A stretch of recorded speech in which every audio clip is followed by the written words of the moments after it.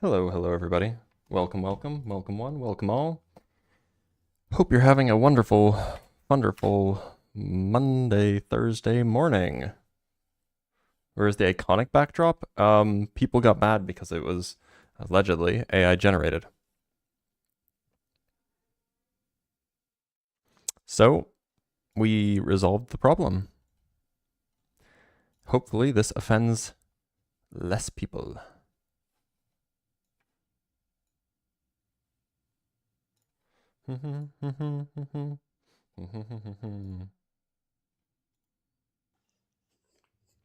Can I? Abdi, I how's want it to, going? my nigga. Let me debate you real quick, dumb nigga. Abdi. All right, Abdi doesn't want to debate. I don't think the hat is AI generated. I think it's just a picture of a hat. Like, I think it's just a hat. Don't think it's AI generated. Hulk Hogan died. What? They always come in threes. Who's next?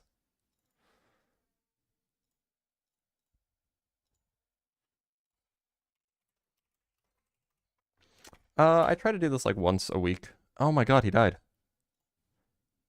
Oh, rest in peps. I mean, it was kind of shitty, but like still rest in peps. Hulk Hogan died. First it was Ozzy Osbourne, then Hulk Hogan. Who's next? Rod, how's it going? I am not going to bother you a lot. I just want to know, when are you going to do the Ask a Scientist? I do that on Tuesdays and Wednesdays. Okay, I connect that day. Thank you. All right, take care.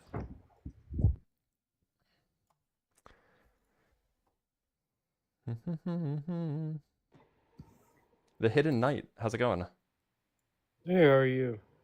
I'm doing all right. Are you MAGA? Um, I'm more of a traditional Republican, but is that not does that not meet your criteria? Well, I mean, look, do you think that MAGA is anti-science? Um, it's kind of a loaded question. I think the base is, but I don't think everybody that is MAGA is anti-science. So would you say that the politicians are? Yeah, I mean, of course, so they could fulfill their what's it called? Their prerogative.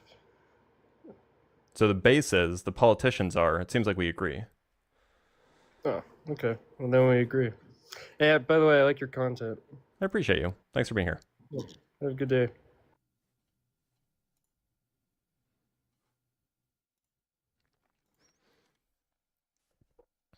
Lies, how's it going? It is going well. How about you? I'm doing all right. Are you MAGA? I voted for Donald Trump. Okay, but like there are people who voted for Donald Trump that don't like him, right? So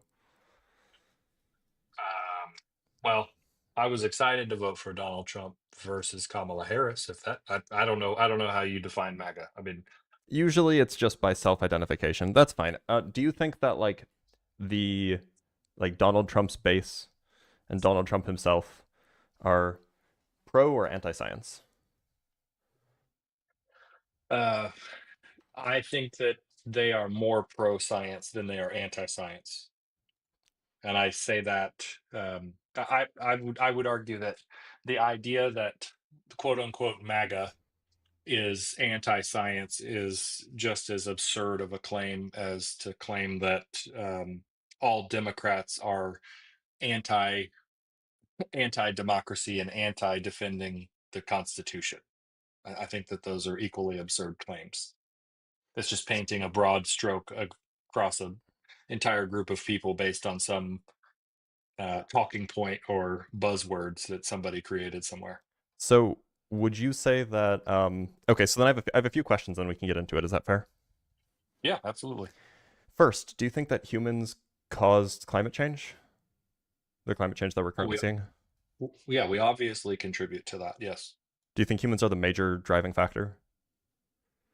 I would argue no, Okay. just Do you, because of, just because of the natural emissions that take place and the existence of carbon in the environment and the reality of all of that in comparison to the carbon emitted by humans in comparison in quantity, I would say that um, largely the world is very significant compared to our existence, if that makes sense.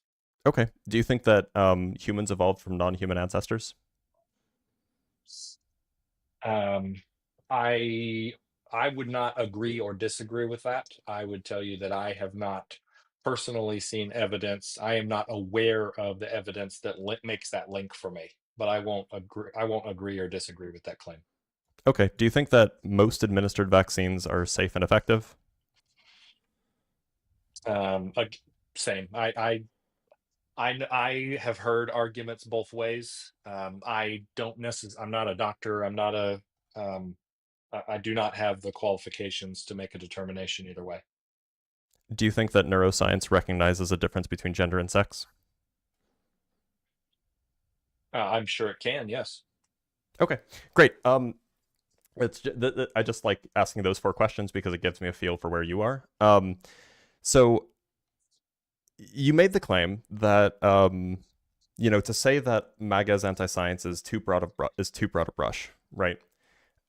It paints people with too broad a brush, and perhaps that's true. But would it be surprising for you to know that if you, for example, take surveys of people who are explicitly MAGA, not just Republicans, but explicitly MAGA, that they are even more so than Republicans less likely to trust vaccines in general, that they are less likely to believe that climate change is really happening and is caused by humans, that they are less likely, even accounting for religion, less likely to believe that evolution is a thing that happens. Would that be surprising to you? No. Okay. So when I say that MAGA is anti-science, what I mean, oh, sorry, there's one more, there's extra features. Would it be surprising to you to know that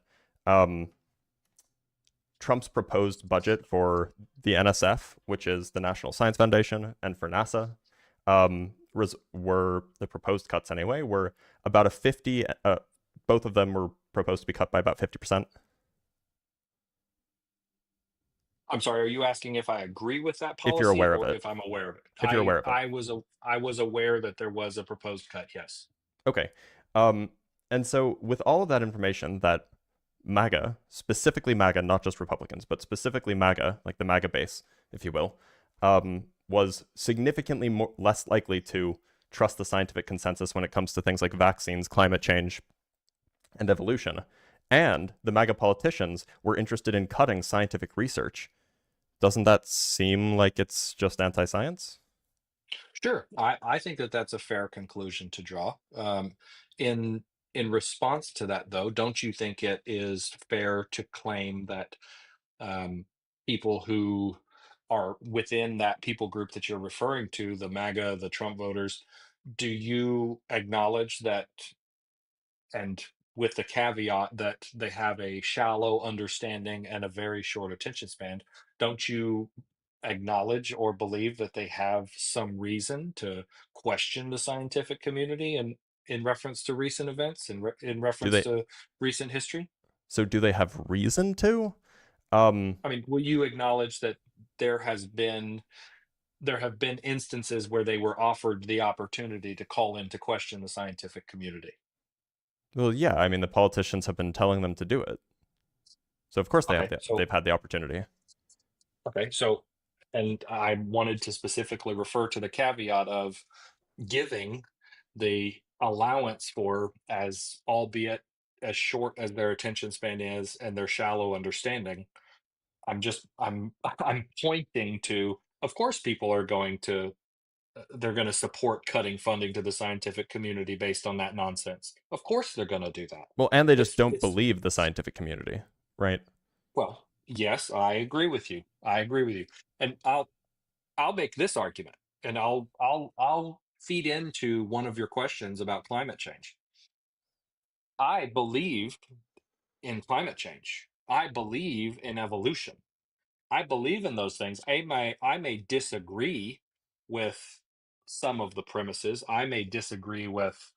Um, I may disagree with some things in reference to absolute truth, but it doesn't mean that I deny the existence of evolution. It doesn't mean that I deny the existence of science for climate change.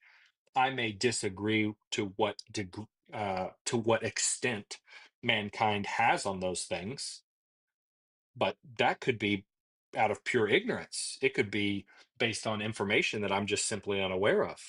Just because I don't necessarily agree doesn't mean I'm fully aware of the subject matter. Well, I mean, I'm willing to grant that you might not be fully aware of the subject matter. That's the point. But the position that you hold is kind of irrelevant to the position of the base as a whole, if you will, right? I mean, the point Can is you that can you help like, me understand how?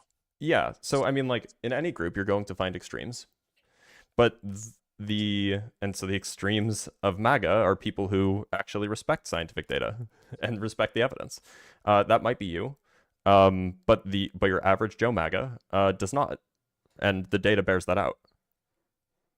Well, sure, and I will 100% grant you that there are some very uninformed people, especially in the United States. We are a society of slothful, lazy, intellectually disengaged people.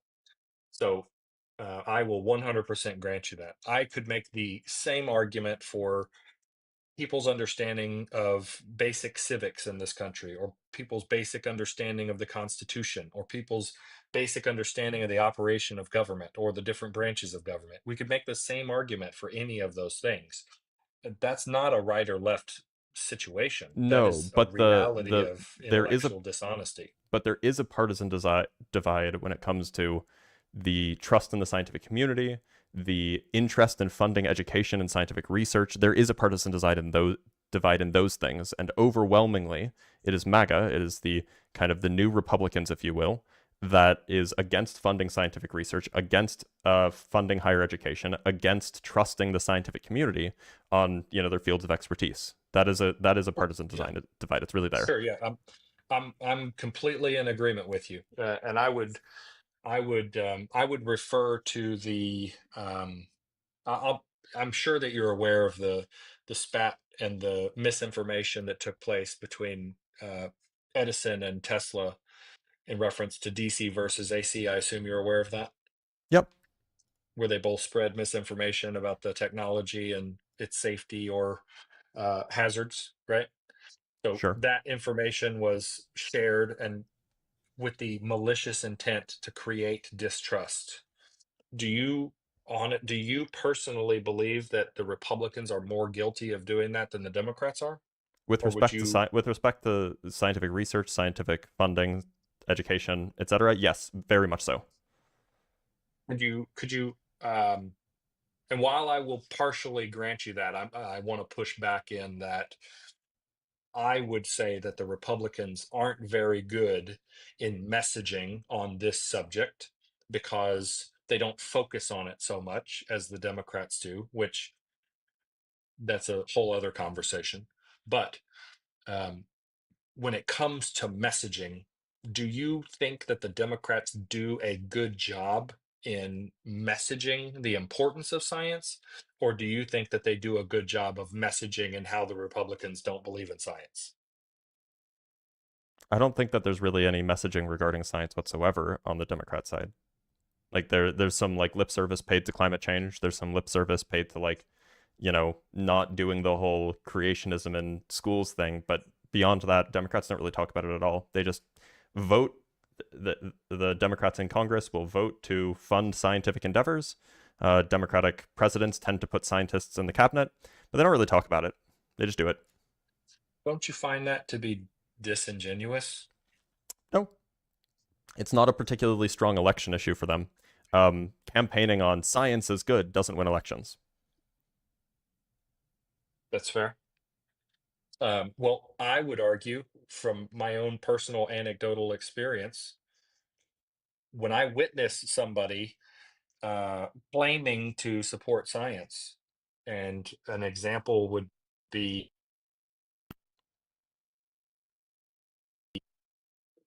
sorry, I got a phone call. You're good. Go ahead. Oh, where'd he go? Sorry, I got a phone call. Man, I lost my train of thought. I'm sorry. I was referring to Republicans and Democrats, talking about science. My question to you was if one did better at messaging. I find it disingenuous, and this is just my own personal opinion. I find it disingenuous for a Democrat representative to campaign to me, claiming to be superior in understanding, and accuse their counterpart, their Republican counterpart, of not believing in science because they're a part of the Republican Party. I get the talking point, but it seems disingenuous when, Democrats don't do that. That's not a campaign slogan. There was not a single ad in 2024 for the presidential election where Trump is anti-science. Kamala's that doesn't happen. It never happens. Science is not a talking point on campaigns. It should be, but it's not. So you are, and I don't necessarily have an instance to counter what you just said.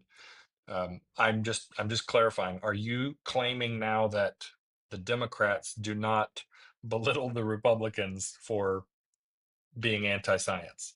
I mean, I'm sure it happens in interviews and stuff like this, but this is not like a part of the Democrat, the campaigning that's done is not part of the platform.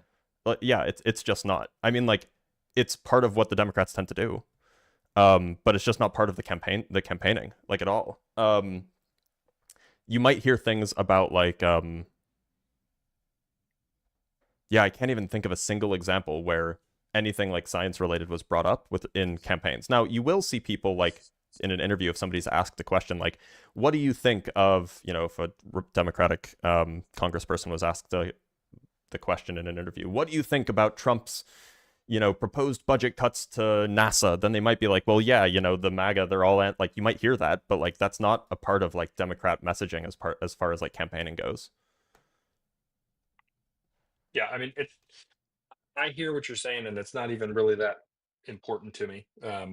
My and I don't mean to be dismissive to the subject. That wasn't my intention in what I was saying. What I mean is that the idea that Republicans deny science. I mean, the prompt that you have in and of itself is predicated on the idea that the entire party, the entire Republican Party in this instance, or anyone that identifies with MAGA, whether they be from the Democratic Party or whatever, that accusation that they deny science, I find to be comical because of that reason, because it's not a main policy.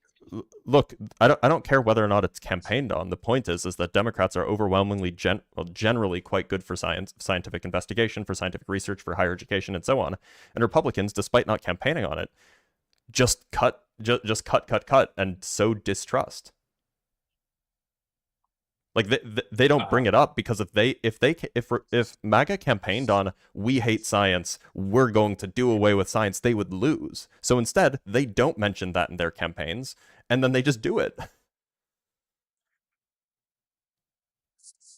Yeah, no, I'm with you. So I guess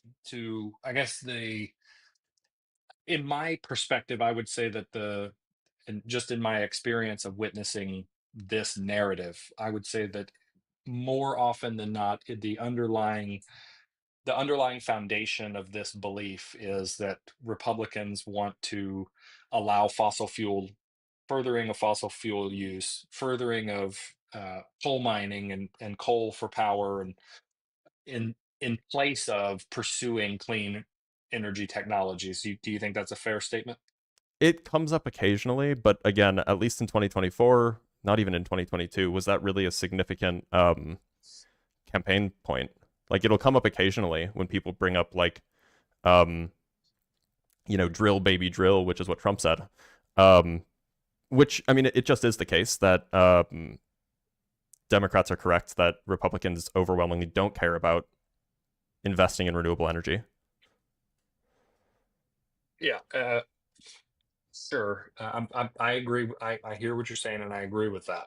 I suppose my So what's the contention? so I would say the contention is this.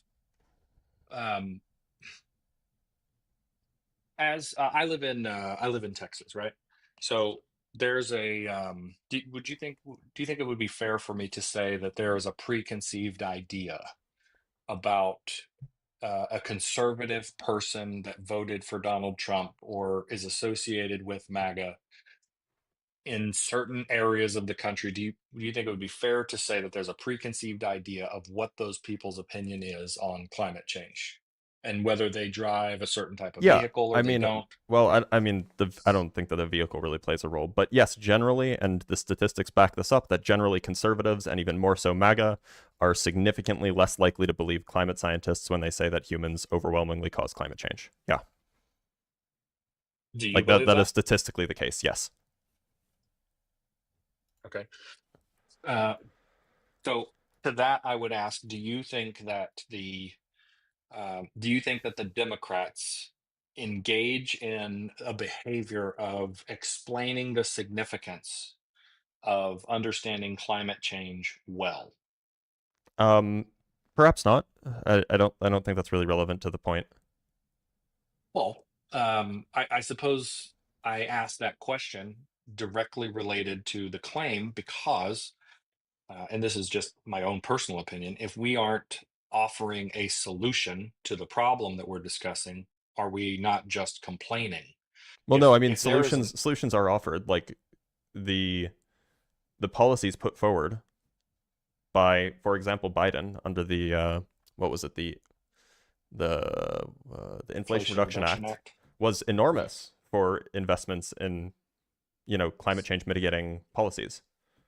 Like, it was enormous. It was a huge deal.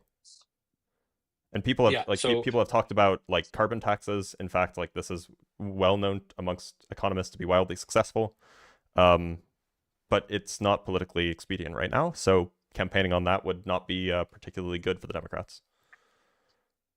Well, yes, I agree with you, and I think the fact that the Democrats had to use the crisis that was created as a result of the pandemic and the financial crisis that was created with the influx of liquidity in the market, creating hyperinflation, and using that as the title of the bill where they stuck $350 billion in initiatives for clean energy. Yep, it was a good thing. That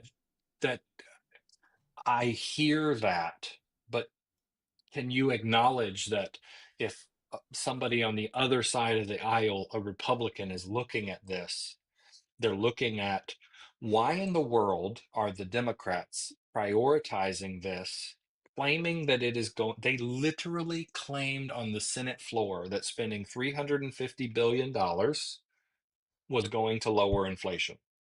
So when was the Inflation Reduction Act passed? Do you remember? 2023, I believe. It was signed into law on August 16th, 2022. Now we can go look at the inflation chart. We can go look at the inflation chart and just look. Did it work?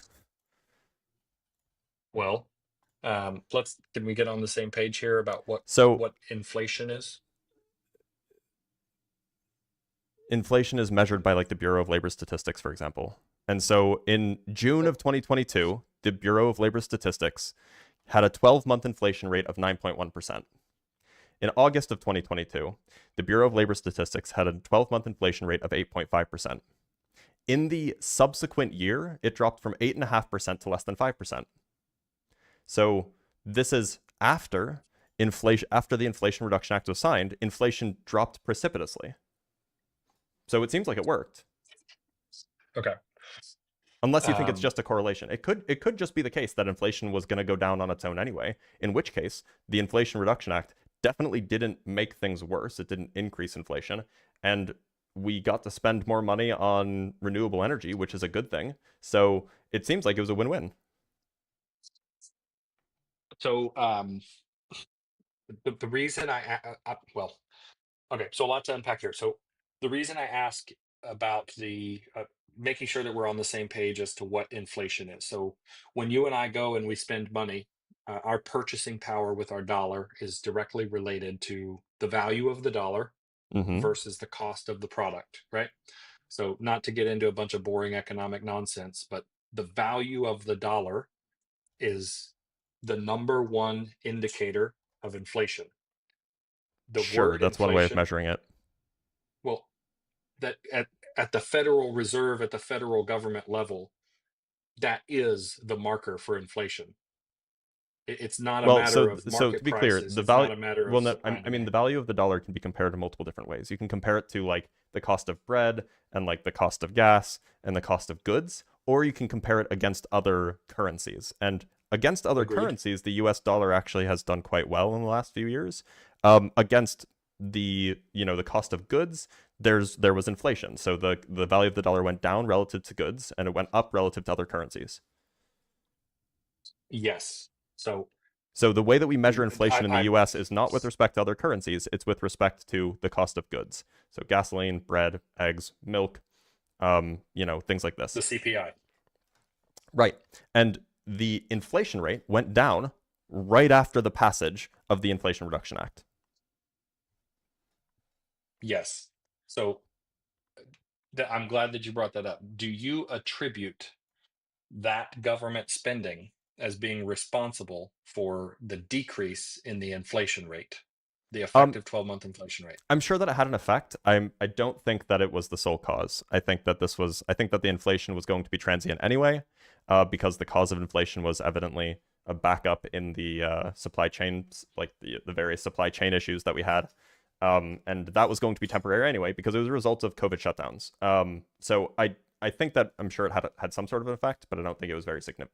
Well, I don't want to say how significant it was. I don't think it was the sole cause though. Okay.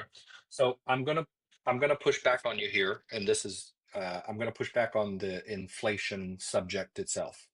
I'm gonna push back on the Inflation Reduction Act causing a turn in the inflation, and the reason is because when you look at inflation, when you look at what the causes of inflation, and you look at the market liquidity with the M2 money supply, which again, a bunch of boring stuff. All of those things are factors in the money supply. All of those things are factors in the liquidity in the market, and all of those things are factors in direct relation to the amount of dollars that are in the market chasing the same number of goods with the same number of people. So if there's more dollars, there's a static, or not a static, but relatively the same number of people, relatively the same number of goods and services.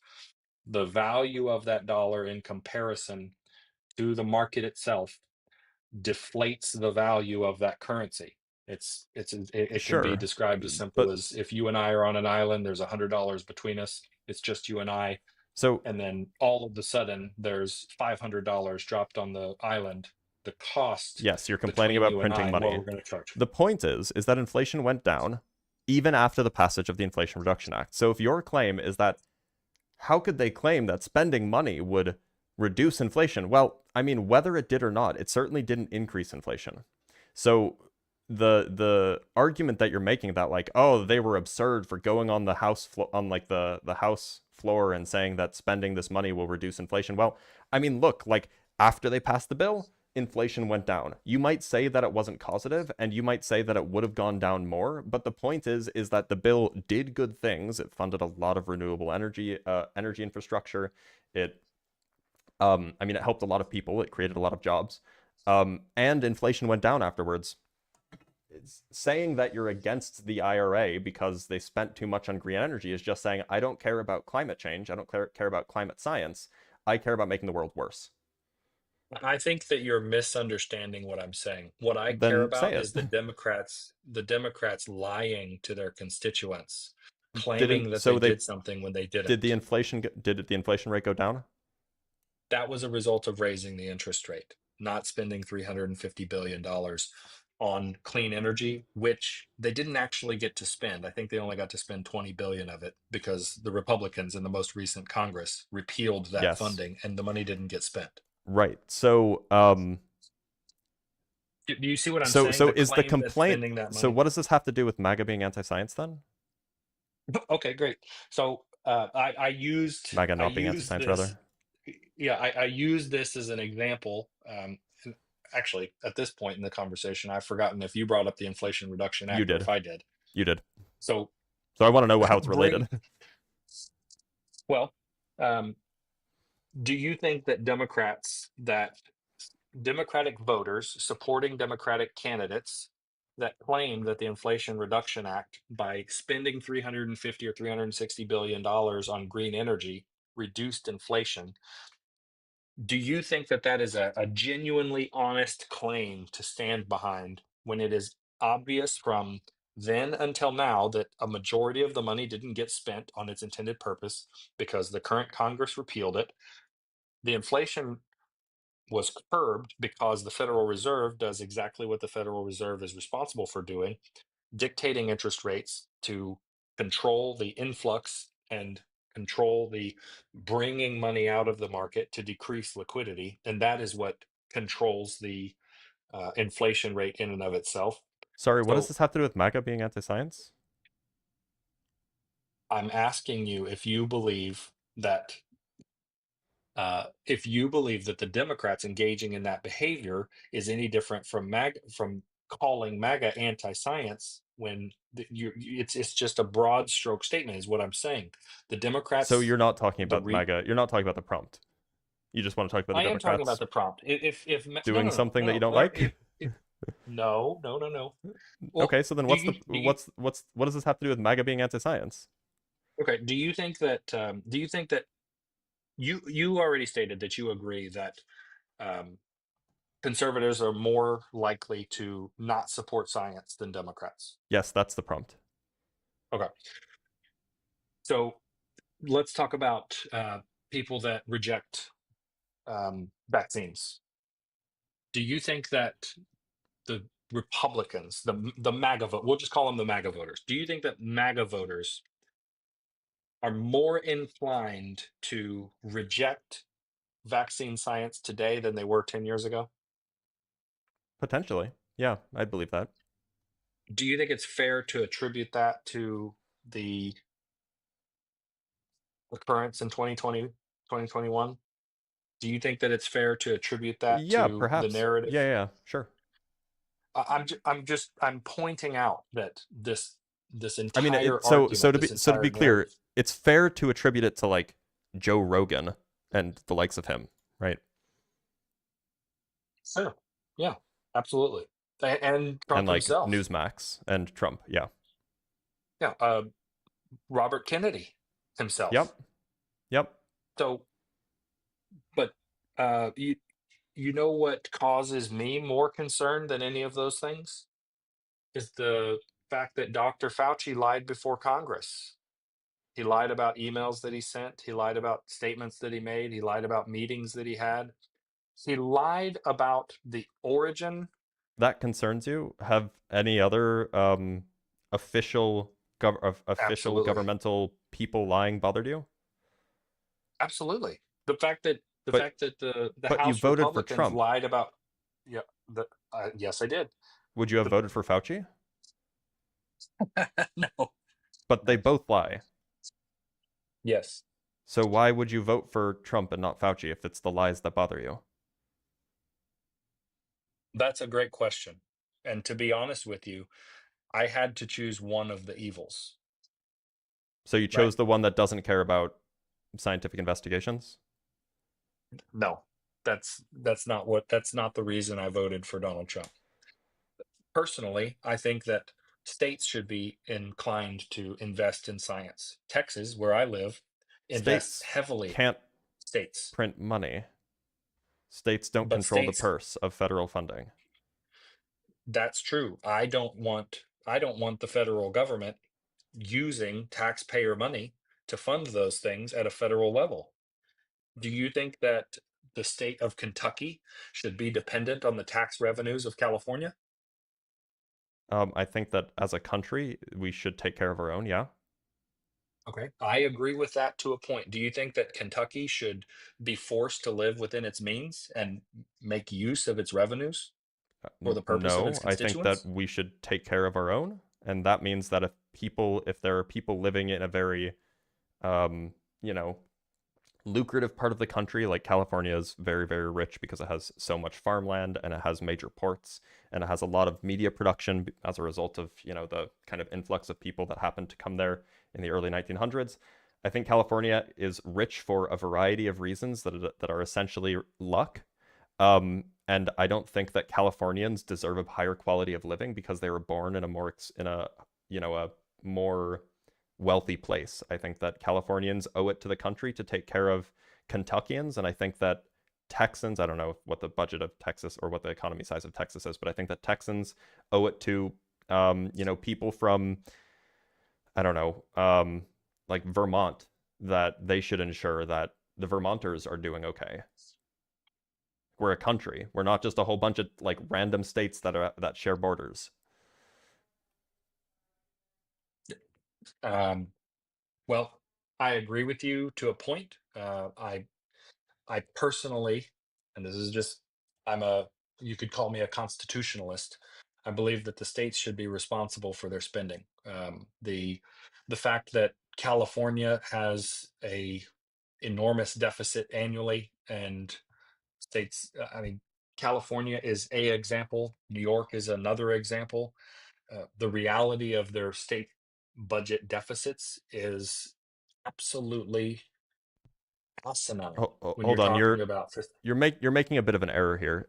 If you compare the deficit of California to its GDP, California is significantly lower in its deficit and its debt size compared to like significantly smaller states, right? Yeah, but when you look at that, look, I mean, like, let's talk about you and I's personal budget at our house.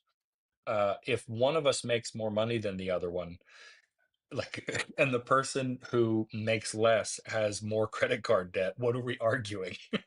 You get what Well, I'm saying? I mean, no, no, we're no. still talking The about point going is that into. so state governments having debt, doing debt spending, state or like even national governments doing like debt spending is like pretty typical of governments. They are not people.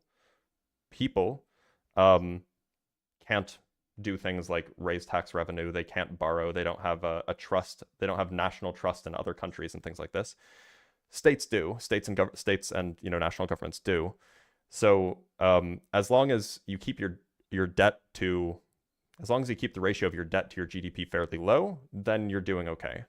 And so if we compare the debt to GDP ratio for the local state governments, we actually find that Kentucky has the worst. It has its debt to GDP ratio is 22.78%, whereas California is, let's see, where is it I on think the it's list? 20.3. California is 15.84%. Okay, I'm looking at As of 20.3 now. 2021. This is Perhaps it's these things shift around, but the point is that right.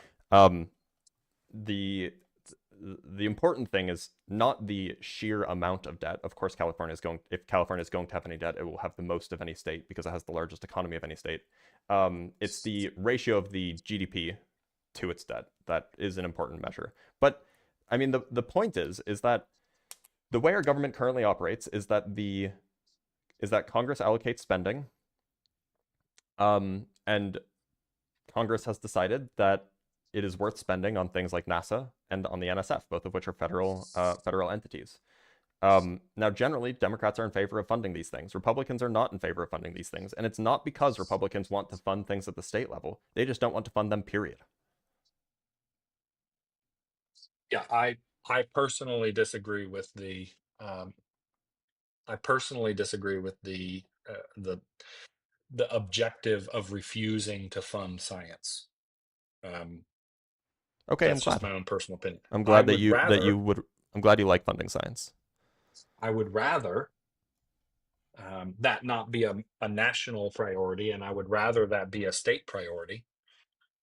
Just as states invest in infrastructure, just as states invest in tax credits for corporations, just as states invest in various other things to promote industry and relevance in their state, I think that science should be one of those things. California, New York, But Texas, Florida. science is not localized though. Well, Science arguably, is not don't you think infrastructure. it don't you Like think it would be a good thing? Don't you think it would be a good thing if it was? no, Don't you think it would no, be a good it's thing if better a when state? science is as broad as possible because then you get as much collaboration as possible. For example, if you had a state funding some sort of grant, for example, then why would that state ever fund a collaboration between somebody within the state and somebody not within the state? Somebody like Sure. why would Texas ever fund a collaboration between a Texan chemist and a chemist from New Hampshire? Collaboration is a good thing, and it makes science progress significantly faster. And if we're restricting it to state level funding, collaboration would be significantly lessened. Well, that is one argument, but that's predicated on the idea that the state funding itself is limited to people within the state. It's Why would not it to fund people outside of its state? The the United same States doesn't reason that fund scientists outside of the United States. the same At least way the that NSF doesn't. California funded Tesla in Colorado. I mean, you the states Or they wait, reach for industry. are you talking about how California paid taxes that funded Tesla in Colorado? Or are you saying that California's state government specifically paid for Tesla's, new manufacturing, whatever, in Colorado?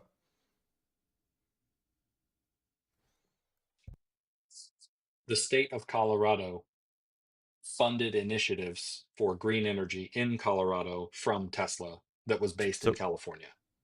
so Colorado was funding California. No, What? Colorado Yeah. gave a grant to Tesla to build green energy in Colorado, and the company Tesla was based in California when that That's took place. irrelevant because the funding was for a project in Colorado. I understand that, but my point is that companies and science can move to a state where the funding is available. That's my point. I don't think you My point understand is not that how scientific research typically works. Typically, people will it's be. entirely possible that I don't have that understanding that you do. I So mean, let me explain. I'm not So denying that. typically, scientists have full time jobs at universities. That's where most scientists work. Most scientists in the hard sciences, anyway, with the exception of like medical people. They work at like pharmaceutical companies. But like chemists, biologists, physicists, they generally work at universities, and those are full time jobs. And then they apply for grant funding so that they can, hire postdocs or they can hire grad students so that they can, expand their research. And so if you have a joint project between somebody in Texas and someone in New Hampshire, neither of them can move. They both have full-time jobs teaching at universities. So why would Texas fund that project when the person from New Hampshire isn't going to Texas anytime soon?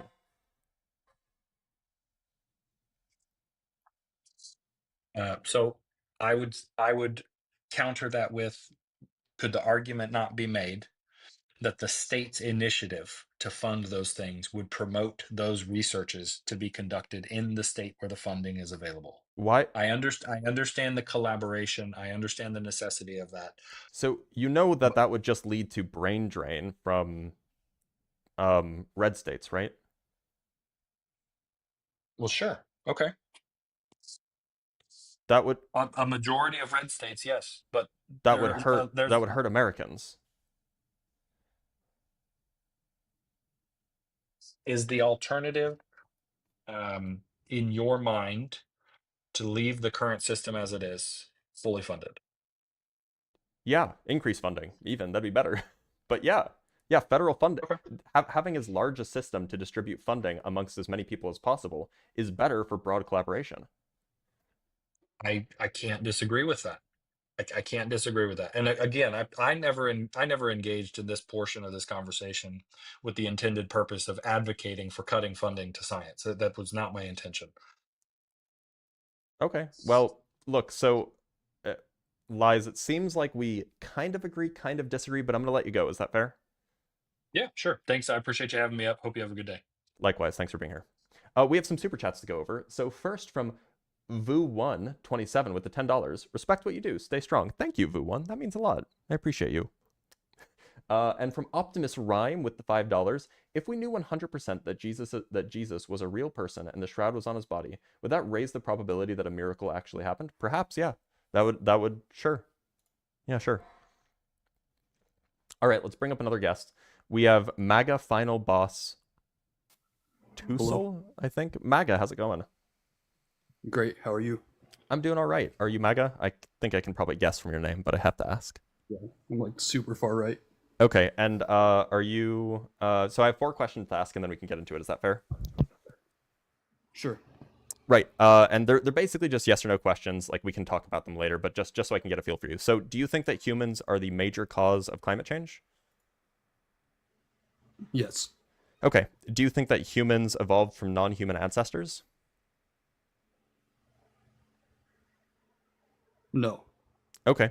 Do you think that vaccines that are currently being administered are generally safe and effective?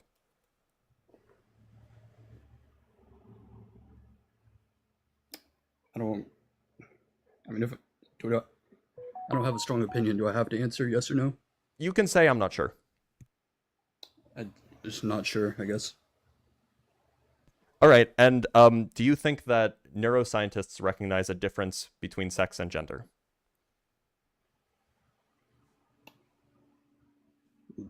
Yeah.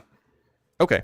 So, and you okay, great. Thank you. I appreciate the answers. So, would you say that MAGA's pro-science? I mean, that seems like a vague term. Well, what I mean by that is something like interested in funding scientific endeavors, interested in funding scientific education, interested in believing what the scientific endeavors that they fund actually say. Yes, of course. Okay, can you give me examples? No. So you think that MAGA is pro-science in the sense that they're interested in funding all of this stuff of like education, scientific research, interested in listening to scientists, but you can't give me any examples. Yeah, why do I need to? Well, generally people have beliefs for reasons. What is the reason for your belief if not an example of this happening? Just my experiences with Republicans. What kind of experiences? And just my interactions in general. Can you give me an example of one of these interactions that led you to this conclusion? No, I don't have any specifics. Okay. So you have this view, and your reason is my interactions, but you can't give me examples of those interactions. Correct. Would you say that your view is well justified? What do you mean when you say justified? As in it's founded on some sort of rational reason? I would have to know what you mean by rational also. Deducible from some set of axioms and evidence. What do you mean by evidence? Did you come on to troll? Because you were being awfully loud in the comments. No, I'm being very genuine. Like, when people say these terms, people mean very different things. So I don't know exactly what you mean. So what I mean is, so when we talk about evidence, one of the ways that we talk about it when we're dealing with empirical claims like XYZ party or XYZ group is in favor of ABC thing, one of the ways that we can provide evidence for that claim is we can provide examples of actions that or perhaps of trends, like statistics of trends, of that group being in favor of that thing. That would be an example of evidence. There's other kinds of evidence that you can have. You can have like deductive, you can have evidence in the form of deductive reasoning. You can have evidence in the form of like personal trust, which, you know, perhaps applies for like personal relationships. Well, I just take evidence to mean reason to believe something. Okay. But you haven't provided me any specific reasons to believe anything. I did. Well, no, you said Well, no, I told you- I nothing told you why specific, I surely. won. Yeah, not too specific. Okay. Well, so why don't I give you the evidence that that backs up my claims? Were you aware that even accounting for religion, conservatives, Republicans, were significantly more likely to think that humans did not evolve from non-human ancestors than liberals were? So you're implying there's strong evidence that we came from non-humans? Yes. And that is the scientific consensus on the matter. What's the best evidence for that, in your opinion? DNA, we can look at endogenous retroviruses. Could you elaborate just a little more? Yeah, so endogenous retroviruses are a type of DNA segment that arises in basically all mammals as a result of viral infection. So there are certain types of viruses, these are called retroviruses, that insert their DNA into the host's DNA. And when that happens, when the infection happens in the gametes, in like the sperm or in the eggs, that DNA can be passed on down to descendants. And if you look at the descendants, if you look at humans, we can look at our DNA code and see where there were endogenous retroviruses that were inserted into our ancestors' past, or into our ancestors' genes in the past. You can distinguish between typical human DNA and endogenous retrovirus DNA. And so you can just go look and you'll find that basically all humans share basically all endogenous retroviruses with each other because we all come from a common ancestor. But going even further back than that, you can actually look at chimpanzees and bonobos, and we share tons of endogenous retroviruses with them. And the only way that that could happen, at least the only plausible way that that could happen, is that a single endogenous retrovirus infected a common ancestor of both us and, say, bonobos, or us and chimpanzees, and then that common ancestor branched off into two different branches, the bonobo and chimpanzee families and the human family. That was kind of a lot to process, but thank you. Of course. But yeah, so I mean, like, I'm not a biologist, I'm not an evolutionary biologist. Evolutionary biologists could probably explain this a lot more effectively. And if you ask 99% of them, they will all tell you, yes, of course, we have non-human ancestors. Okay. Well, the main reason I joined is, I mean, I consider myself like ultra MAGA, so I just wanted to ask, like, I mean, are you saying every MAGA is anti-science? No, I'm saying that they are overwhelmingly more likely to be. Of course, there are going to be exceptions in every group, but like in the same way that there will be people who are MAGA who are also like super pro-choice. Even though if you ask, 90% of MAGAs, they will be pro-life, right? Like the point is that the general trend of MAGA is anti-science, just like how the general trend of MAGA is pro-life. You think 90% of MAGA is pro-life? I pulled that number out of my ass, but I wouldn't be surprised if that was the number. I can go find the data on it if you want. I'd guess probably maybe like around 70. Let's find out. Okay. I mean, like, it doesn't really matter. I was just using it to make a point. But the point is that there will generally be exceptions that go against the general trend, and that doesn't discount the general trend. And my last question is, so is the main reason for this is the human thing and the evolution? Is that the main reason you think that? Nope, it's just a single example. Do you have a main reason? Oh, I care about scientific research. I care about scientific education. I care about believing through things. A main reason for why MAGA is anti-science. Oh no, it's just a bunch of things. It's basically their attacks on institutions of higher learning, their attacks on scientific funding, their general distrust in scientists and like the scientific community. It's a general thing. It's not like one specific thing. I mean, yeah, I don't trust people who think a man can be a woman. So you don't trust neuroscientists then? Because neuroscientists agree that there is a distinction between gender and sex, and they do not have to be the same thing. They do not have to overlap. If a neuroscientist thinks that, no, I do not trust them at all. Okay, so that's what I mean by anti-science. You'd rather like trust your own intuitions than trust people who have spent 30 years of their life studying this thing. No, I understand the science behind tea, and I understand that they truly feel that way in their brain. But yeah, no, I understand the science. Do you? So there are genuine neurophysiological, psychological, and social distinctions to be made. We agree on that? Between a male person who identifies as a man and a male person who identifies as a woman, for example.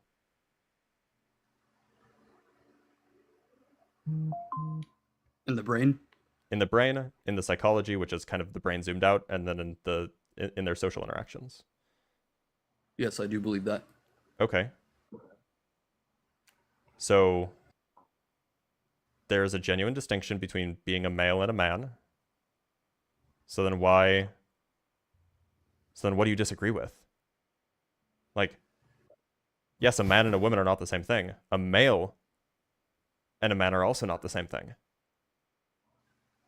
I just don't agree with your guys' definitions of man and woman. But you agree that gender is distinct from sex. No. Okay, so you just disagree with the neuroscientists then. I understand how y'all view it. I mean, Yes. the neuroscientific research is that yes, gender and sex are different things. Well, definitions are subjective. Right. So definitions are subjective, categories are not, or at least categories are less subjective.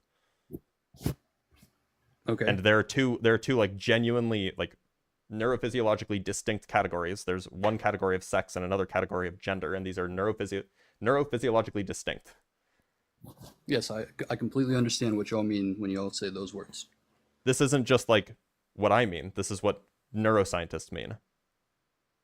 Yeah, and most people don't agree with them. Okay, so then that's just anti-science then. Well, no, you don't have to agree with what you're saying. Are you saying I'm anti-science because I don't agree with your definition? No, you're anti-science because you're rejecting the scientific consensus that there is a genuine neurophysiological distinction between categories of sex and categories of gender. That's just a matter of definitions, not science. No, those are categories. Categories have traits, and saying that there is no distinction between groups that have one trait and groups that have another trait, that is anti-scientific, because it's just not the case. The evidence bears it out. Well, I already said I acknowledge the distinctions. Okay, then what are you disagreeing with? Do you just not like how the words are used? Because that's not a question of science. Yeah, I know. I'm disagreeing with your definitions. I already told you that. So what does this have to do with the prompt then? I don't even know. I don't even remember why we started talking about this, to be honest. Okay, thanks for being here. You? JT, how's it going? Good. Can you hear me? Yeah, I can hear you. Are you MAGA? Yeah, I voted MAGA. Okay. And I just have a few questions just so I can get your baseline on what you believe, and then we can get into it. Is that fair? Sounds fair. Okay. And you don't have to elaborate. Like we can get into the details later. But first, do you think that humans are the main source of climate change or the main cause of climate change? Don't know. Okay. But would be willing to assume yes. Okay. Yeah. So I don't know is a perfectly good answer. Do you think that humans evolved from non-human ancestors? More than likely.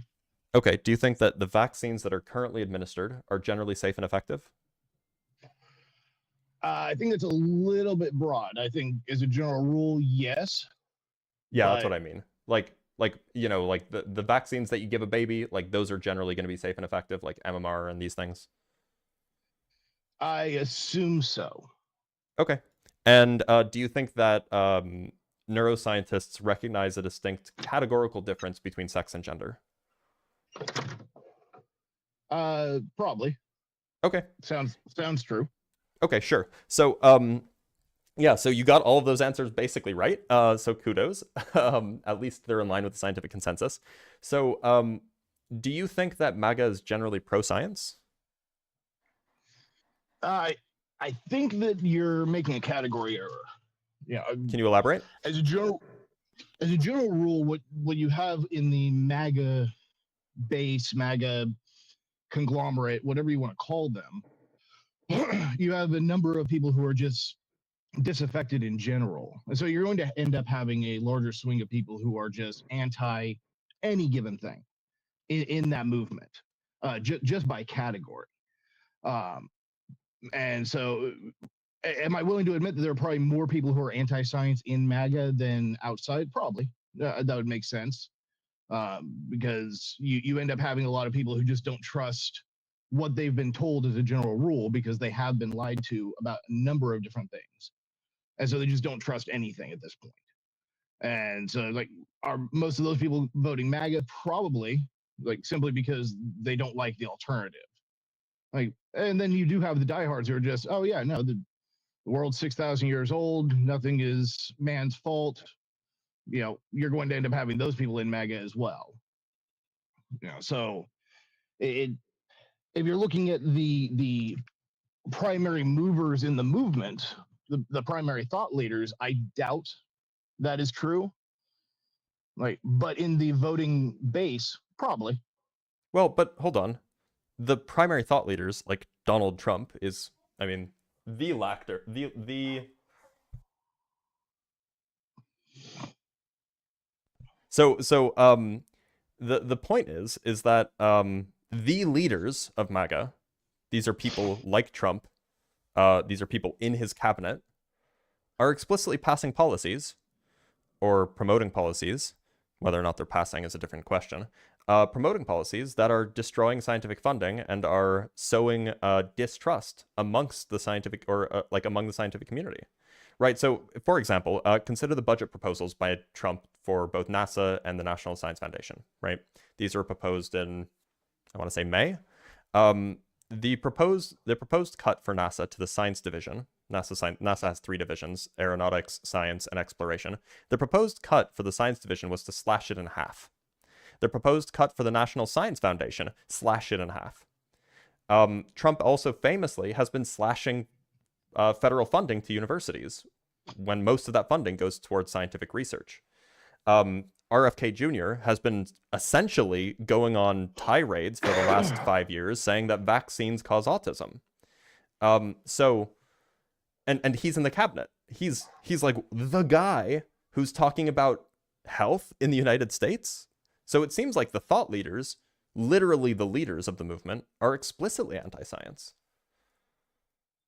Well, I think I would disagree with you on the idea that they are thought leaders. So, as an example, for your common Democrat, if you ask them, "Hey, do you think Joe Biden was a thought leader in the Democratic Party?" You may have voted for him, but most people did not think of him as a thought leader. Like, he followed what other people might have said, but he didn't have genuine thoughts of his own that you looked at and went, "Oh, that's a great point." You may have followed him as a leader because he listened to other people around him. But you didn't consider his ideas themselves. This is a mistake, right? So the way that Democrats treated Joe Biden is different from the way that Republicans treat Trump. Republicans fall in line behind what Trump says. Democrats generally didn't fall in line behind what Joe Biden said. So it's a false analogy. Would be a good example of the fact that they don't always just follow Trump. Yeah. So this is the first. They may like what he says. This is the first time in 10 years. Anyway. This is the first time in 10 years that we've seen a breakaway from what Trump has said and from what MAGA, like the MAGA base wants. This is the first time that that's happened. I would disagree with that. Can you give me another example? I can give you a handful of them. Please. The big one that comes to mind would be after January 6th, where you had a massive wave of MAGA supporters who walked away from Trump. And actually said very clearly they were willing to not vote for him in 2020. I'm sorry, in 2024 over what happened on January 6th. And you have Republicans do that. You had Republicans do that. I don't think you had MAGA do that. Oh, you did. Oh, yeah. You just had to listen to any MAGA supporters. Like, a lot of them were kind of annoyed with what occurred for different reasons. I'll give you. Like, some because they don't think he went far enough, some because they think he went too far. But yes, you did have a big schism that occurred right after January 6th. So on February 5th, 2021, there was a poll taken. So this is a month after January 6th. So Nearly all, 98% of respondents said that they believed Trump's election fraud claims and they distrusted the actual results of the presidential election. This was a month after January 6th. 98% of MAGAs, of these are people who studied, who like self-identified as MAGA, trusted Donald Trump's claims about the election. No. More That's than not what that- 2/3 says that Trump that's not what bears that poll no said. response. Restate Nearly the fraud. 98%, nearly all, 98% of respondents said they believe Trump's election fraud claims and they distrust the actual results of the presidential election. Okay, so Nearly more let's than walk through that. 2/3. Hold on, here's there's the one more. problem. There's one more piece of data that makes my point. More than Okay. 2/3 said ahead. Trump bears no responsibility for the events of January 6th. Roughly the same percentage put that blame on Antifa. Like overwhelmingly, MAGA was in support of January 6th. You're conflating issues. What I said was his handling of January 6th. Like, because you ended up having a big schism that occurred afterward for a number of reasons. One, like after January 6th, like, was he responsible for January 6th? No. Hell, the January 6th committee itself proved that he had nothing to do with it. Like, and they tried their hardest to make sure they could build a case against him. And unfortunately, their own slides were very clear that no, at best, you're getting annoyed with him over what he said, not over anything he actually did. And so you're going to end up in a problem where 98% of people said that, you know, they trusted Donald Trump's ideas about voter fraud and didn't trust the outcome of the election. It was like, okay, cool. You run into problems with voters like me who are like, yeah, no, Trump's ideas of voter fraud were wrong because he's too simplistic in his thinking on this. Like it wasn't people changing vote tallies that was the problem. It was the fact that we didn't have a good track record of where all these ballots were coming from. And like that's a different issue than voter fraud. And so you have a voter like me who's like, yeah, no, I don't trust the outcome of the 2020 election because the people behind the scenes very weren't much running it badly. This is very much getting off topic. I'm not going, Is there like can you provide me with evidence that suggests that MAGA support decreased after like people identifying with MAGA decreased after January 6th? Because I'm looking and I'm not seeing any of that. If you want me to send you some kind of a poll, I can try and find something afterward. This is in talks with people behind the scenes. This is in watching the actual MAGA supporters, everything from your Tim Pool, your Ben Shapiro, your Candace Owens at the time. You know, if you listen to a number of these commentators, yeah, they were moving away from Trump at that point. So you know what's interesting? Can I get you a poll off the top of my head? No, I'd have to look that up for you. So you know what's interesting? If you look at politicians who supported what was happening on January 6th, like day of, almost all condemning it. Some were not, almost all condemning it. And if you look at people, like day of or the day after, lots of people were against it. And then you know what happened a month later? Everybody got in line. Everybody got in line. All of the Republicans anyway. They got in line. Yeah, you know what actually occurred right around that same time period.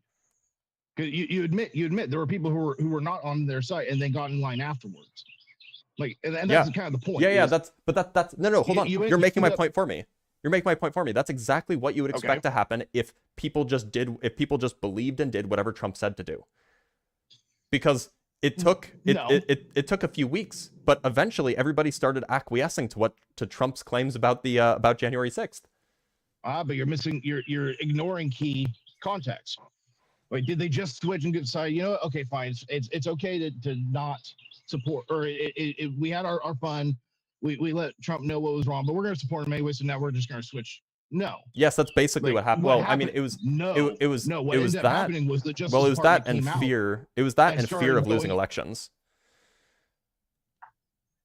Amongst the politicians, those who stepped out of line with Trump, lots of them lost elections in the coming, like in the next midterms.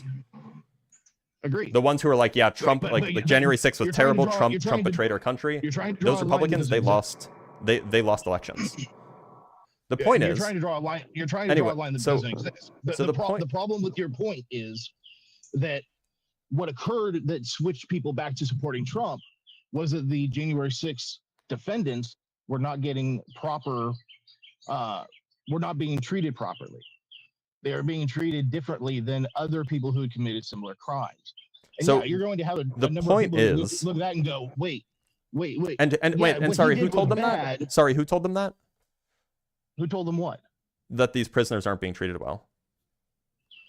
You can read the actual court cases. You can court read cases how don't they talk were about arrested criminals that were different.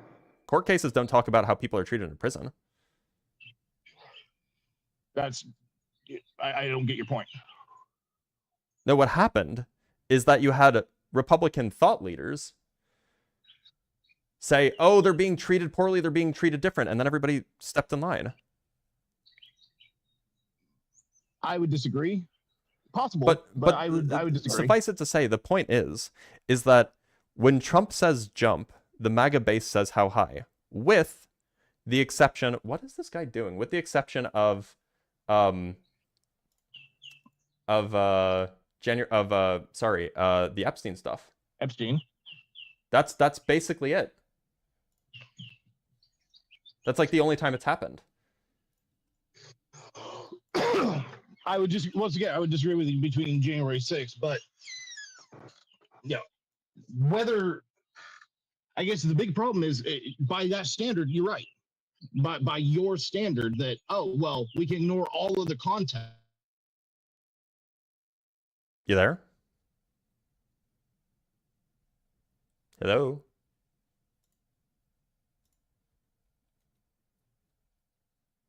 All right, he left. Let's bring up another guest. By the way, if you guys are watching from YouTube or from TikTok, make sure that you like the live, and you should subscribe if you're watching on YouTube. You should follow if you're watching on TikTok. You should join the Discord. There will be links in the various places, either in the doobly-doo on YouTube or on the link tree in my bio on TikTok. And then if you want to support me, there's a whole bunch of ways to do that there as well. Things I find interesting. Are you MAGA? Yes. Oh, okay, great. Well, I don't know if it's great, but I appreciate you coming up. So I have a few questions to ask before we jump into it. Is that fair? They're just simple yes or no, or maybe I don't know questions. Sure. I saw you asking. We could just stick with the first one about global warming if you want, because I only want to talk about that. Okay, but I just want to get your views on all of them, and then we can talk about the climate change. Is that fair? Okay, sure. Okay, yeah. So, do you think that humans are the main driver of climate change? Yes. Okay. Do you think that humans evolved from non-human ancestors? Yes. Do you think that, generally speaking, the vaccines that are administered today are safe and effective? Yes. And do you think that neuroscientists generally agree that there is a categorical difference between sex and gender? I don't agree with that, but... Okay. All right. And so you wanted to talk about climate change? Yeah. Sure. Do you think that, like, generally MAGA's, accepts the scientific consensus on what the deal is with climate change? MAGA does not, but I don't really care that MAGA does. What I care is the result. But that's the prompt. No, that's fine. I care about the result of the Trump administration and how they're handling it, because they've done more to tackle global warming than any other administration. Can you elaborate? Sure. Global carbon emissions have dropped more under Trump than any other previous administration. He's one of the only administrations. In 2025 or in 2020 or in the first term? Trump 1 is the first, not the first, he has the largest drop in carbon emissions among any president.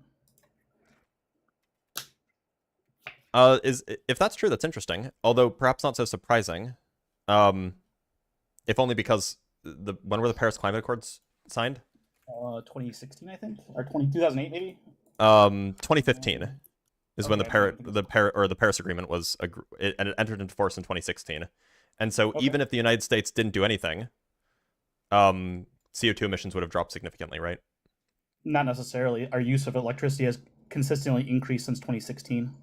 So carbon would have to go up because we're using more electricity. Are you talking about Americas or the globes? Well, global. Carbon only matters when it's global. Well, it doesn't matter about yeah. Country. So I mean, but you're missing my point. My point is that it doesn't matter what Trump did. If the rest of the world agreed to reduce carbon emissions, either by decreasing electricity usage or whatever, the point is that sorry, somebody's being annoying. The point is that if everybody else decreased their emissions, it doesn't matter what the U.S. does. No, so. but carbon emissions went down, and every other year they've gone up. And under Trump, they went down. Why? So why? How come they Wait, went down? hold on. under Just to be clear, you're saying that carbon emissions have gone up since 2019 or 2020? Carbon emissions are currently at an all-time high, but under Trump, they were lower. Okay, I'm looking at global carbon emissions just to take a look. So metric ton. yeah, well, gigatons per annum. Let me just. Statista.com. I'm on Rystad Energy, but this is coming from like it's basically all going to be the same. So it looks like there was a minimum in what year is this? Is this 29? Like this is like 2020. There was a minimum in 2020, which I think we all probably understand why there was a minimum in 2020.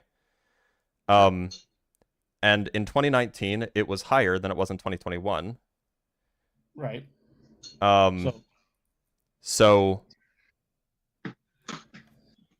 and it was lowest in 2014. It was 36.3 gigatons per annum, and then it increased steadily under Trump. It increased under Obama as well, but it increased steadily under Trump until 2020, and then it precipitously dropped off. Under every single president, and under Trump, it had the largest drop, correct? But no, but there wasn't a drop under Trump until 2020. Was Trump president in 2020? Well, yeah, but it wasn't because of Trump that CO2 emissions dropped. Trump, correct, right? Wait, so to be clear, are you saying that Trump is responsible for the CO2 drops in 2020? Yeah, he implemented policy that caused the people to use less carbon. Yes. Hold on, what policy did he implement in 2020 that caused Lockdowns. a precipitous drop? Lockdowns. Trump People were implemented using policy. Yeah, Trump implemented lockdown policy. Yes. He had Fauci and his CDC implement lockdown policy that stopped people from using carbon. This is the single largest drop. Yeah, any president and so were you in favor of the lockdowns? Yes. I just Okay. told you that I agree with vaccines, and I think we should stop people from getting sick. Yeah, okay. So you think that we should just lock down in general to solve climate change? Well, no, not necessarily. He's taking steps in his second term to reduce carbon emissions, correct? What steps is he taking to do that? He's implementing tariffs on China so that we stop purchasing as much stuff from China. China uses coal. Their carbon emissions are significantly higher. China is building more green energy than any other country in the world. They're building more green energy, but they use coal. They don't use natural gas. So we can go look at CO2 emissions, and China's CO2 emissions per capita, I'm fairly certain, are lower than the US's. Okay. Per capita, I don't care about China's per capita. That's the thing that's relevant, right? Let me finish my point before you stop talking, before you don't know what's relevant. When China produces goods for America and ships them here, the carbon emissions that China creates are now the American citizens' carbon emissions under part of what's called Scope 3 carbon. When I purchase a Chinese-made good, even though all that carbon was used in China, it's still only, I'm looking for a word, it's only produced because I chose to purchase that product. Am I making sense? You're muted if you're... Oh, sorry. So my understanding is that generally the carbon emissions are measured by energy production, transportation, and those two factors. There's three different scopes of carbon. There's scope 1 carbon, scope 2 carbon, and scope 3 carbon. Scope 3 would be, I purchased a computer made in China, their factory emitted carbon, therefore the scope 3 carbon from the Chinese factory is attributed to me, the US citizen. So the chart that I'm looking at right now gets their data from the emissions database for global atmospheric research. You acknowledge what I just said is a fact of how carbon is. So I'm not familiar with that particular statement. It could very well be true. Okay. But so I'm just looking at how the carbon emissions are actually measured for this particular data source, because it sounds like your claim is that China produces more CO2 per capita, just like if you look at the CO2 emitted by. Okay, so let me ask you a question. So let me ask you a question. Do you think that as far as a country goes, do you think that per capita, China and buildings in China, cars in China, vehicles owned by the Chinese government, vehicles owned by Chinese companies, do you think that those things emit more per Chinese citizen than the equivalent for the United States? I feel like I'm going to say, you want the yes or no first, or do you want me to tell you why? Ideally the yes or no, and then you can explain. That's fine. Okay. No, they don't, as a matter of fact, but you're dodging the fact that when China produces goods for America, the carbon that is produced in China is an American problem because those goods wouldn't be produced if America weren't buying them. Oh, Correct? so you're saying that because I mean that may very well be the case. It's But not very well. I don't It think is that. the case. That's 100%. Well, no, I mean China exports to more than just the United States, right? Right. So some of the Scope 3 emissions in China are attributed to other countries, but most of them, being China's biggest buyer, is America. China's biggest buy. So I actually don't know what the rate is. Is it the case that China exports more to America than it does to the for that EU? one, but as an individual, I don't. Well, as an individual country, we're the biggest. I'm not going to. Well, yeah, but we're also like the third largest country by population, right? Yeah. So that's not really a like the adequate comparison would be comparing Europe to the United States. I disagree, but they have different laws, different shippings, different levels. Well, no, I mean the point is if you're comparing imports and exports, and you could I suppose you could compare per capita imports. We can just look it up. I mean, it's readily available information. Yeah. So exports by country. The U.S. If just before we even do this, if the U.S. is the number one, will you admit that I'm right? Or, yeah, sure. On the scope thing, so we don't even have to talk about it really. Because we're fighting about something that's irrelevant. Because if Europe's number 2, I don't really care. I'm still going to say that my point's largely correct. So I would actually wouldn't be surprised if China exports more to Europe than it does to the U.S. Even if they do, I'm still going to stand by my statement that trying to move the United States away from Chinese manufacturing is good because they're not going to use carbon. They're not going to use Chinese factories that are powered through coal carbon. They're going to use natural gas that produces much less carbon. Perhaps that is a good thing with regards to climate change. Do you think how significant of an influence do you think that has? I mean, pretty significant. Most of our manufacturing, electricity, and all that are pretty huge. Even stopping them from using carbon or coal in their power plants is a huge deal. I'm just looking at annual. So yeah, so it looks like China as of sorry, I want more recent data. It's a forecast. That's to 2020. That's also to 2020. So it looks like China it produces about a little bit less than half of its energy using coal. It's a huge deal. it is a lot of coal. What do you think about the U.S.? Energy. The U.S. is about it's a little bit it's like a quarter. Okay. What is the? And I'm sure you recognize the difference in the carbon emissions between these two fuel sources, correct? It's coal. Yeah. Do you recognize the U.S. produces like a quarter of its energy through coal? Yes, and China does 50%. Yeah. There's a huge difference in the total greenhouse gas emissions from the two fuel sources. Yes, I'm aware. Okay. So Trump is implementing a policy that will force us not to buy stuff from China as much. Therefore, their maybe won't be powered as or much. it will just make goods more expensive. Well, if goods are more expensive, people can't purchase them. Therefore, they would go down because there's less demand for them. Yeah, plausibly. The question is, do you think that will actually have a significant impact on global CO2 emissions? And do you think that will have a more significant effect than reducing U.S. emissions, period? And when I'm talking about U.S. emissions, I mean emissions produced by U.S. electricity generation and U.S. transportation generation, or U.S. transportation emissions. Do I think that Trump's policies will have less effect on those things? Because it's pretty clear. I mean, like, surely you can agree that Trump's policies are significantly hurting the United States' ability to produce carbon-free electricity, for example. I don't know if I agree with that. I work in carbon. Okay, so just as an example, the solar the solar energy tax, the solar energy credit, is going away as a result of Trump's new big beautiful bill, right? It probably should because solar is does not produce electricity when needed at the right times, and that's the biggest problem. So we still have to use coal to produce the electricity for high peak times, and we're spending money on solar panels that can't do that. No, you don't. That's what batteries are for. We don't have the ability to build the batteries that we need to at the level at the same. Yeah, we absolutely. I mean, as somebody who literally as somebody who's over the last few weeks has literally been discussing putting solar. I work in building, dog. I work in the field. So then you would know that the batteries you have available are capable of sustaining at peak time and charging throughout the day. But not to produce the level of electricity needed to power the American economy.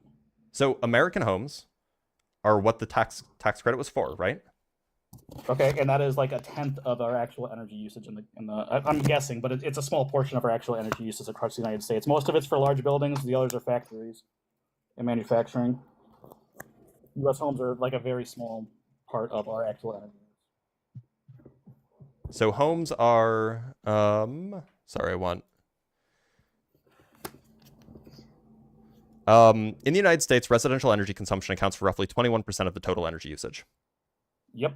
So You have reducing 330 million people. reducing the energy usage on 21% of our energy usage to say 50%, making it 50, 70, 80% green, that would be a insignificant effect. Sure, if you could snap your fingers and make it happen, but it's a lot. But I mean, this is an explicit policy that hurts the goal, right? You're the goal of reducing carbon emissions, right? Well, that's only if I accept the fact that we can only get there through solar. I think there are other ways to get. Well, there. no, I mean, but like this is one way that like solar was very popular. It's one way that doesn't have the ability to provide the electricity we need.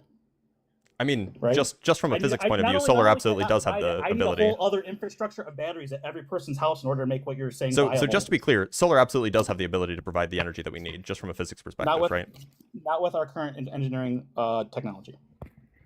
I mean, it definitely does. There's not like just from a physics perspective, there's enough energy hitting Arizona alone to power the entirety of the U.S. The sun produces tons of energy, but our solar panels only have the ability to collect a small portion of that. It captures about about 21%. About 21% nowadays.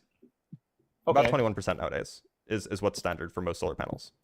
And that's still short of producing enough energy to power the entire American economy. No, you could literally power the entirety of the U.S. with like a few square miles of solar panels in Arizona. Why haven't we done it? Well, it's expensive, and transporting electricity is hard. Okay, that's actually like a massive deal, right? Something being expensive. Well, so I was giving you so from a physics perspective, it's definitely doable. There's no physics constraint here. Possible from a physics perspective is like not. It's like say you may as well be saying nothing. I mean, you said it's impossible, and it's not. It's obviously possible. Okay, I'm sorry. Should I use the word feasible so we can? Yeah, maybe. Maybe, but then you should ask why aren't we funding feasibility studies? Why aren't we investing in things to make it more feasible? You're right. I think we should fund fusion. Fusion. We're already funding fusion. Not to the level it needs to be. How much more should it be funded? Till it becomes a viable power source. But either way, my point still stands that carbon emissions drop the most. So the trouble with fusion is that this is still a physics problem. Right, this is not an engineering problem. Throwing money at it doesn't necessarily solve it. You're wrong. It's not a physics problem. It's an engineering problem. It's definitely a physics problem. There's a reason why they have nuclear physicists working on it, and it's not just private companies trying to do fusion. To figure out how to put. So hold on. Fusion is possible to generate power, correct? In the sun, yeah. And in inertial confinement, we've generated positive energy outputs from inertial confinement. Yeah, but the current fusion investigations. Now that we know it's possible in the sun. It's possible with inertial confinement. We don't. I mean, like it's probably possible with with magnetic confinement. So now it's an engineering problem, and now no, that doesn't make it an engineering problem. This is still. I mean, like you could say that this is like a gray area between physics and engineering, but this is definitely like still an area where people are actively publishing in the physics literature about like how to actually make sense of what's going on. Just because there's solar is literally an infrastructure problem at this point. It's solved. The problem is solved. No, it's not. You saying it's an infrastructure problem is like missing a whole forest of nonsense that. Well, no, I mean, like, there's no more engineering problems that need to be solved. This is just an issue of building, like, spending. So, look, you have to purchase the land. You have to figure out how to get it up. Yeah. So those are all infrastructure problems. The point that I'm getting at is that throwing money at solar will just increase the amount of solar that we have. Throwing money at fusion may increase the probability that we will have successful fusion reactors in the future. But there is no guarantee there. There is no timeline there. There is no like expected returns. This is just like maybe it'll work if we throw enough money at it. Whereas if you throw more money at solar, you'll just build more solar plants. You'll build more batteries for storage. When demand draws too high and it's cloudy out and you can't provide power to 300 million homes, how do you deal with that?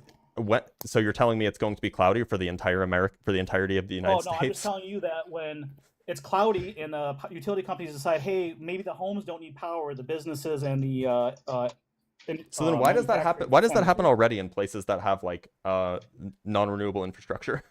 Why do brownouts happen already? Where are brownouts happening in the United States? Well, they don't. I mean, they're not common, but they do happen, Oh, okay. right? So Like, I mean, we agree on that.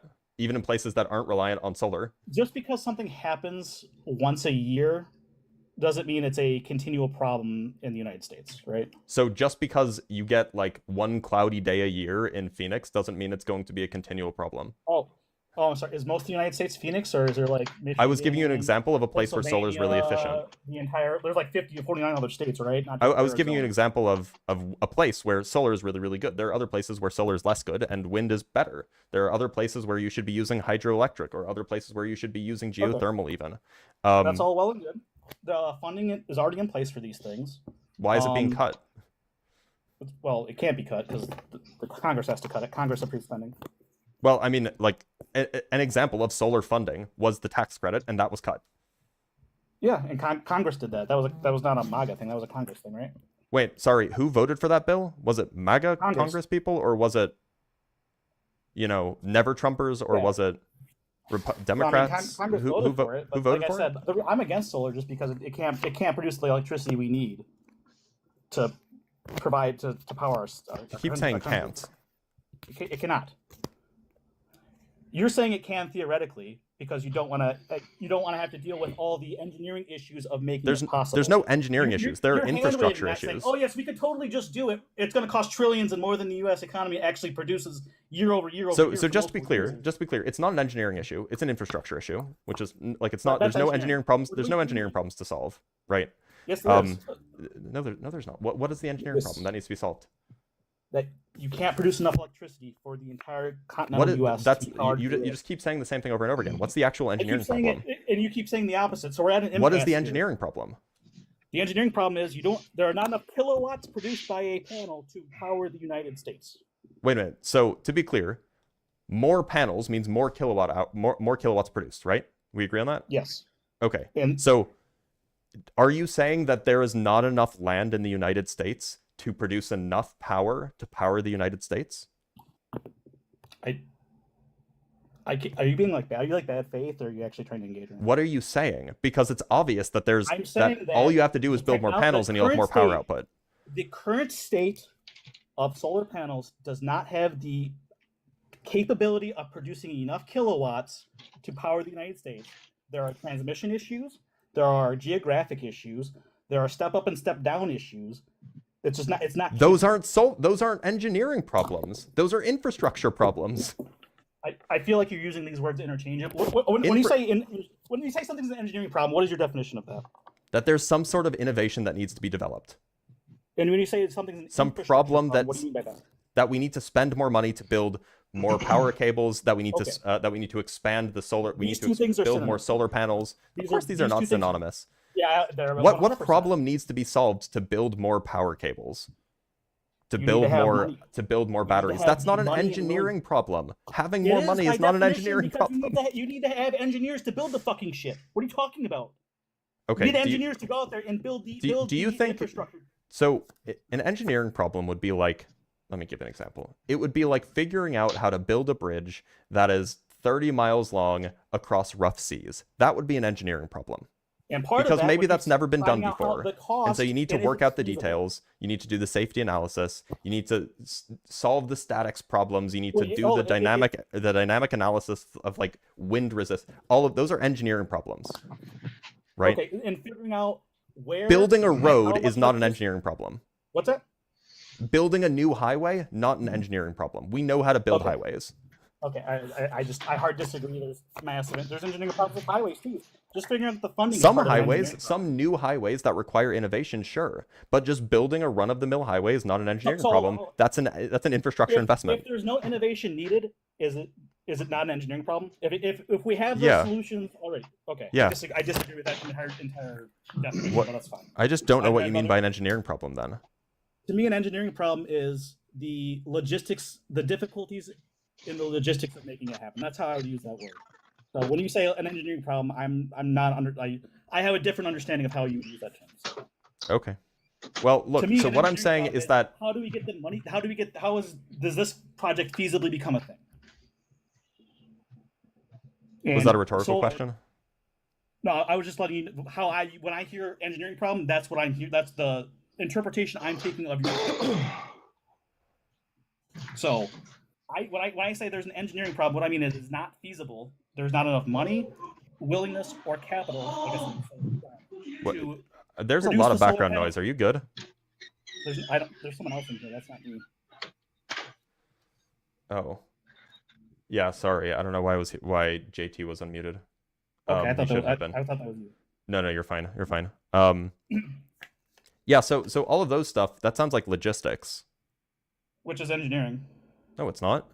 It's a whole When you separate get a- thing. It's a whole separate field of like Hold on, field when of you get a study, right? logistics degree, is it not an engineering degree? I don't think so. It is. Let's go find out. And you might be right on this, but like, Okay. yeah. So I just looked up Arizona State University. I'm in Arizona, if you couldn't figure. And logistics is a business degree. It's in the business school. It's logistics and engineering degree. Yes, logistics is an engineering degree, often referred to as logistics engineering, as the field which combines engineering principles and logistics and supply chain management. So why are all of these degrees at like actual universities? Why are they in the business school? I'm not sure. I'm just telling you what is considered I just googled it too, my guy. Well, I mean, I'm looking at universities. It looks like you looked at like the AI overview. They've called logistics and engineering degree at many schools I've gone to. I'm pretty sure even University of Michigan does. Yeah, so logistics and operations management. This is in the School of Management at UCLA. Okay. I'm just looking at like large universities, and it looks like their logistics degrees are in business. Okay, I'm just looking at Google, and here's Google a link to, AI overview. Yeah.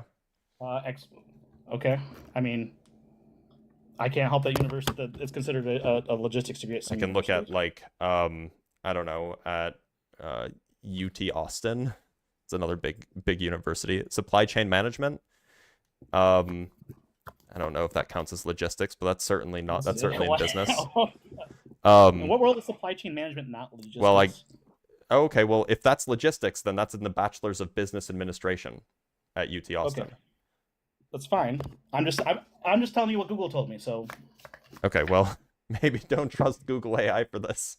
Oh, don't. Okay. So what is a good way to test to find out that something is true? Then so, I can't use Google. No, you shouldn't use Google I AI. need to go to, like, Google's fine. If I want to You know shouldn't use something, Google I have to AI go, like, for I everything. have to go to like UT's like curriculum and find out. Okay, this is a degree. Yeah, I mean Or that's how you should figure out if logistics is a business degree or an engineering degree. Well, I didn't say logistics. I can't. You didn't say logistics? You're right. I did say logistics. But I just have something that confirms what I said. So I don't know. But yeah, I mean, you used AI overview. I mean, I don't know. Like, go find the I still degree like that somewhere. Carbon dropped under Trump, right? Yeah, Carbon- carbon emissions dropped under Trump. Yeah, because of COVID. Like, obviously, Yeah. I mean, it also increased under Trump, if that helps. Yeah, but no other presidents decreased. Really, I mean, there's a slight drop under Obama, but right. Yeah, there was a drop under Obama. There was a drop, actually a really big drop under Obama in 2009. From 31.5 to 31.08. In 2009? Yeah. Yeah, so it dropped by like almost 1 billion tons. I don't know if you're just using the word billion to try and. Oh, that's a lot of carbon. Like that's like a 3% drop, right? Is it? I don't. Yeah. 31.5 to 31.2. 31.9 is what you said. I have 31.02 in 2009 to 31.5. So in 2008, I have 31.1, and in 2009, I have 30.7. So that's okay. That's like 1.5%. Yeah. And then we have another small drop in late Obama's year. We have a small drop under, I guess, it was 1981. Was that Reagan? Who was president in 1981? 81 would be Reagan. That's during the OPEC crisis.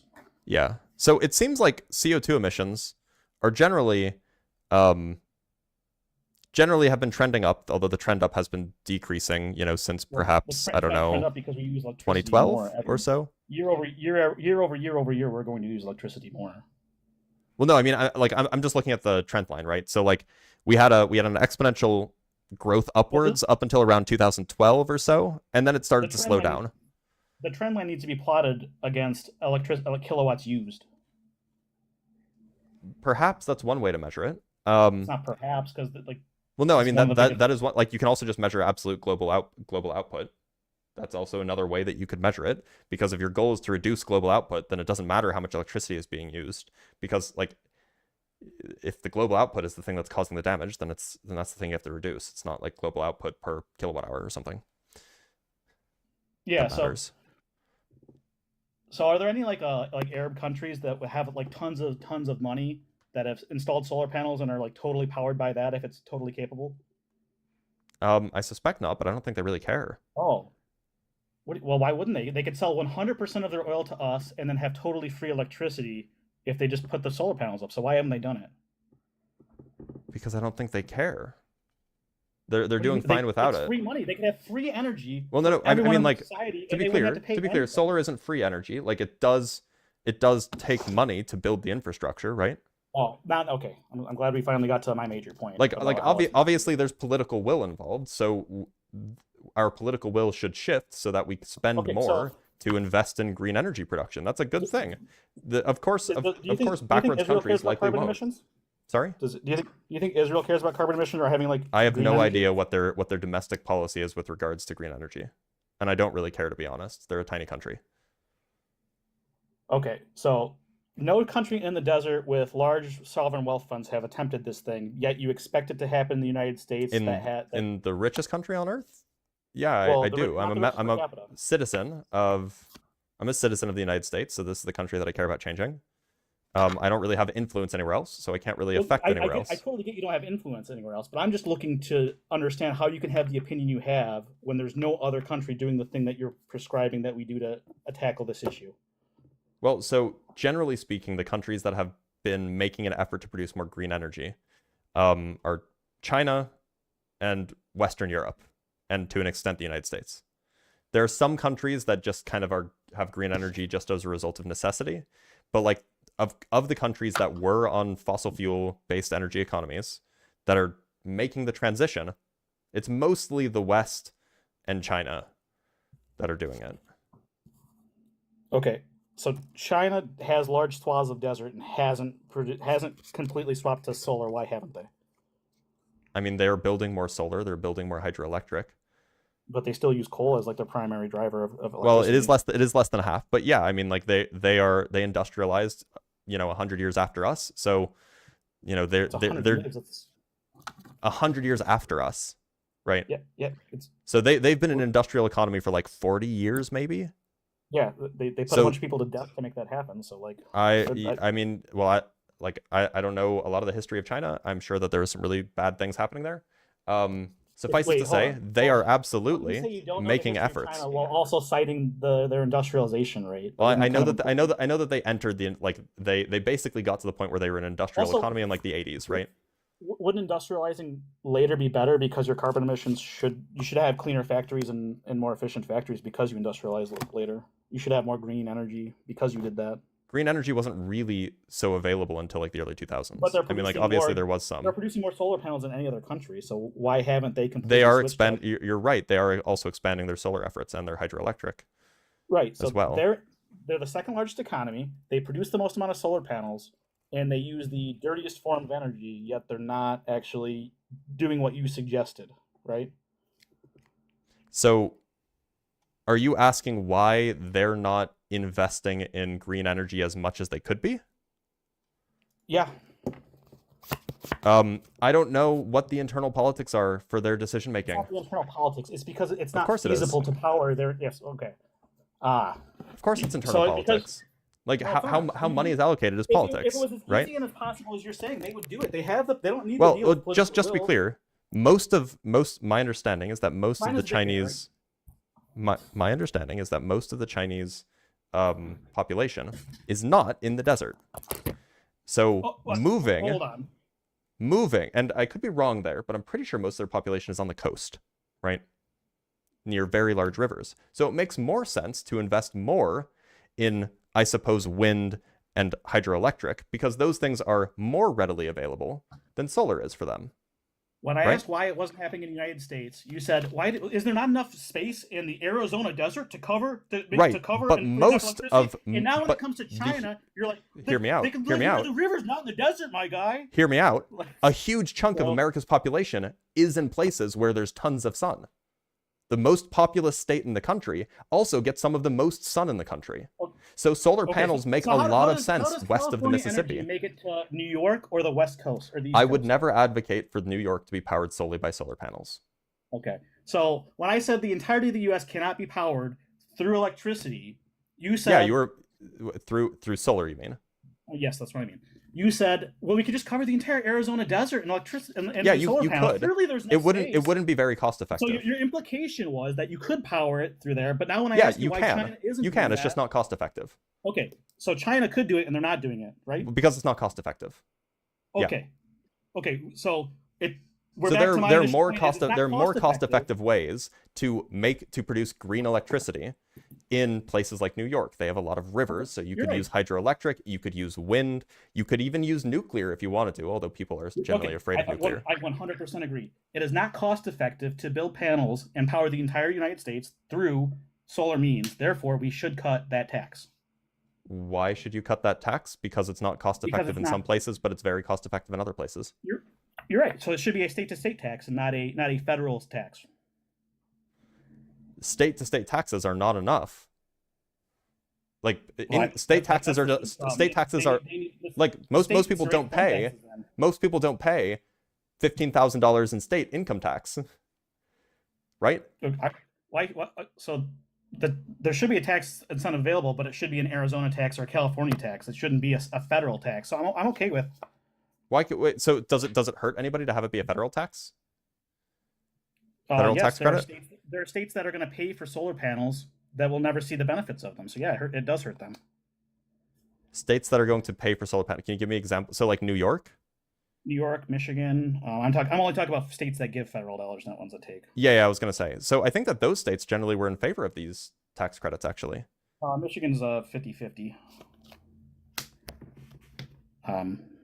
So states that give federal tax dollars are Michigan. overwhelmingly blue, right? No, I mean some of them are blue, but like I said, I'm from Michigan, and that's what I care about. Michigan's 50-50. Michigan gives more than they take. We've got a lot of wind power in Michigan, but it doesn't produce enough. That's why my demand costs on all my buildings keep increasing over and over and over again. Okay, let's look at how much money each state contributes to the federal budget. So, states that are most federally dependent: Louisiana, Alabama, Maine, Arizona, Vermont, Montana, Kentucky, Alaska, Mississippi, West Virginia, New Mexico. So I think 3 of those, or 2 of those were blue and 1 is purple. And I guess generally, so I'm just looking at the federal dependency score, and we can just look at this chart. I can pull it up if you want. Is just higher for red states. Yeah, I wasn't arguing for red states. I was arguing for. Well, blue right, states. but blue states were generally in favor of the tax credit. So the states that Well, contribute What were more in what I said favor. is states. I don't care if they're in favor of it. They're not going to benefit from the tax credit, so they're paying for something they're not going to benefit from. Well, they might not benefit directly from it. That's true, but they might. The people in those states might definitely view it as a benefit, even if indirect, right? I mean, that's fine, but there was an election. We elected people. They decided that it should be a state-to-state issue. So Well, they didn't decide that it should be a state-to-state issue. They decided to just get rid of the federal tax credit. yeah, Right. and if Arizona wants to, and if Arizona, yeah, you're right. And if Arizona legislature wants to raise taxes on its citizens for that initiative, they can do so, right?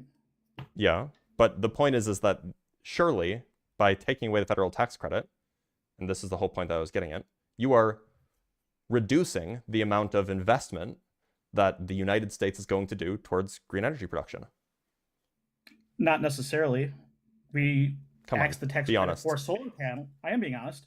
Okay. You axe the tax count for just because I think you have this idea that the only way to green emissions is solar panels, and that's No, why that's the only just- thing you talk about. That's That just seems like to be the only super. thing you're low on. It's so I spent the last 2.5 weeks trying to deal with trying to get solar on the house that I'm living in right now. So it's on my mind.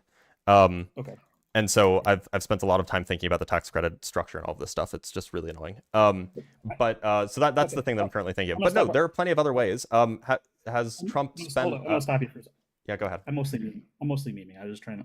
I'm trying a test argument to see if it works. But anyway, I wasted 2 hours of your time. Have fun. Get out of Either way, here. Go on, get. You didn't waste 2 hours. I haven't even been live for 2 hours. By the way, I should thank Grimlock for the $5 for hydration. I should hydrate. And then I need to answer some super chats, I think. I definitely have a few. From Icy Spin with the $2. People who know science don't deny it because it works. Yeah, that's a fair point. From Fear's Interaction with the $10. As a resident in a super red area of a red state, thanks so much for the nearly daily dose of pushback insanity. Look, I do my best, okay? But I appreciate you. From Icy Spin again with the $2. I thought he worked in carbon. Man, oh man. From Judas with the $5. Guess just admit you have a business degree. From Adele Ryder with the $10. MAGA isn't anti-science. It doesn't defund science, but it defunds solar because that could never work unless you gave it more fund. Yeah, that's exactly it. And then from His Shadow with the $2.79 Canuck bucks. MAGA caller doesn't understand how time works. Well, I don't know if we talked about time, but that's probably true. All right, we have another guest from Johnstone. Johnstone, hey, how's it going? Hey, how you doing, Dr. Blitz? Hey, I just have a kind of a question and a statement. Before you ask that question, I need to know, are you MAGA? No. Did you see where it says opposition only? I didn't. I was just listening, and then I came over and I tapped on the button. All right, ask your question, then I'll let you go. Would you agree that the reason why companies don't invest in solar, like making panels and stuff, so heavily, is because it's essentially a one-time purchase? Like there's virtually no maintenance that needs to be done on it. You don't have to buy replacement parts and stuff like that. That's why I believe that solar hasn't been invested into the way it should. Yeah, I mean it's a big cost up front, but generally building any large infrastructure project is a pretty big cost up front. Yeah, so but I'm gonna let you go, Johnston. But thanks for being here. Thank you. Bye.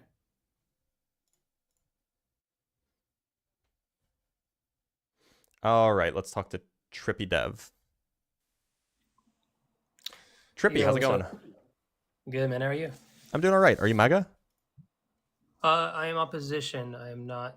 I don't consider myself MAGA. Do you think that MAGA is pro-science? I don't think that MAGA, I wouldn't classify all of MAGA as one thing. I think that there are some crazies in both parties. Sorry, it just like it seems like this is going to be devil's advocate and like, oh, it's not all MAGA. They're just like some like. Sorry, Mark, how's it going? Good. How are you? I'm doing all right. Are you MAGA? Yes.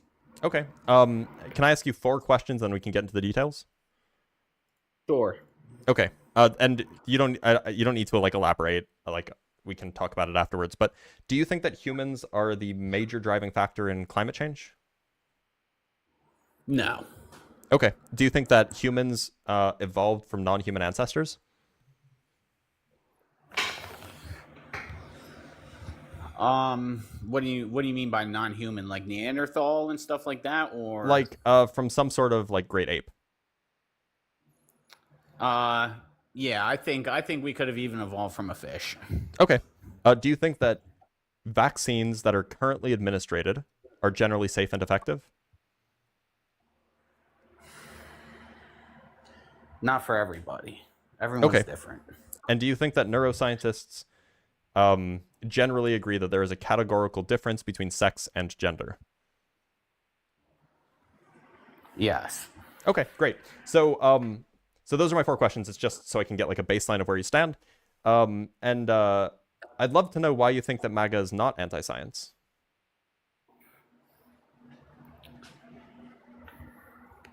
Well, it's the thing is I understand in the big beautiful bill they are cutting, you know, some things with the science and stuff, but they still have a major budget that is they still have an absolutely major budget, and I think that they can be more efficient with certain things they may be doing. What that is, I'm not sure, but I'm sure they can be a little more efficient, maybe. I mean, usually efficiency cuts are not cutting the budget in half, right?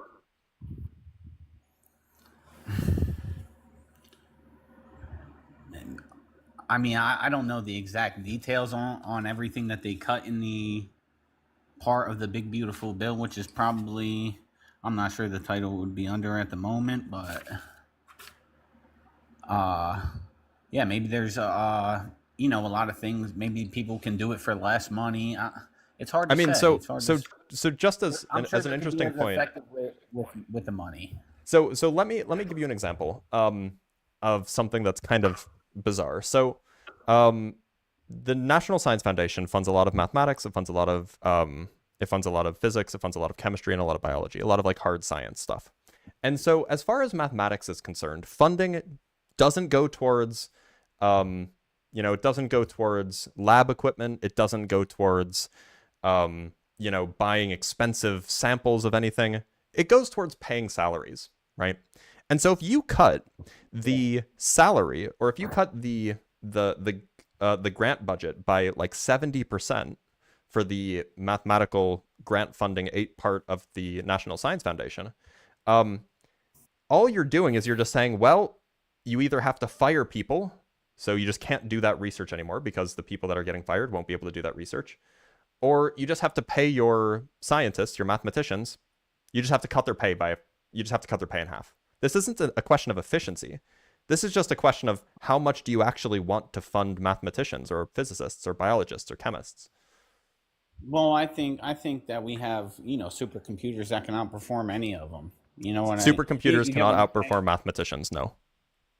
Mathematicians. And why do you say that? Because supercomputers don't solve problems that mathematicians do. Mathematicians don't just calculate every day.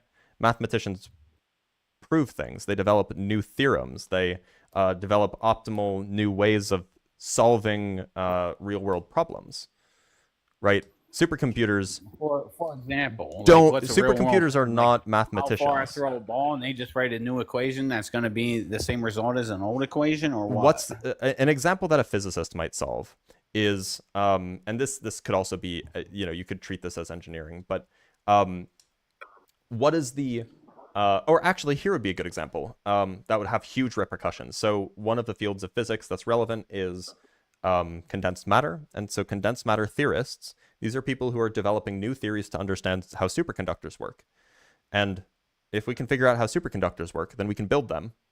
And they won't need to be kept at like close to absolute zero, which means that we just won't have electrical resistance in our wires anymore. Yeah, that's a big deal. I know what superconductors are. Right. So and theorists, they use a laptop computer and a pencil and paper, right? All right. So the question is how long have they been researching this, and where are they at now? Because let's face it, they don't have a room temperature superconductor. Yeah. So superconductor research has, basically we now have low temperature conductors, but not super low temperature superconductors. So we can even just go look at the temperature over time of superconductor research.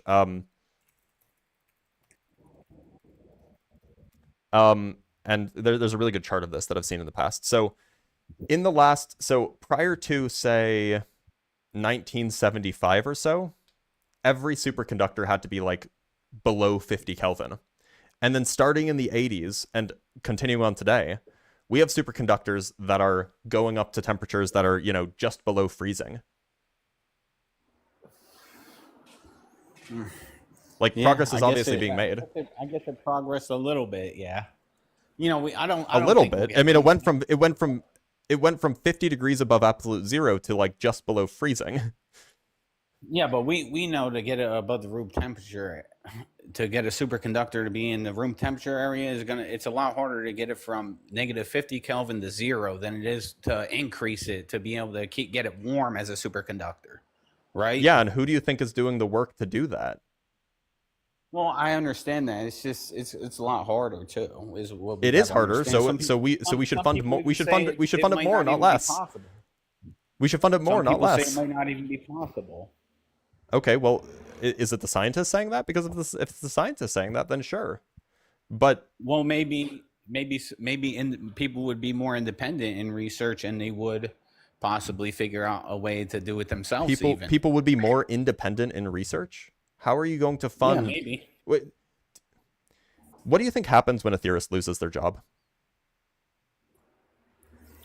Well, I'm sure they would get another job, but yeah, they go do another job and they stop doing the work that they were doing as a theorist.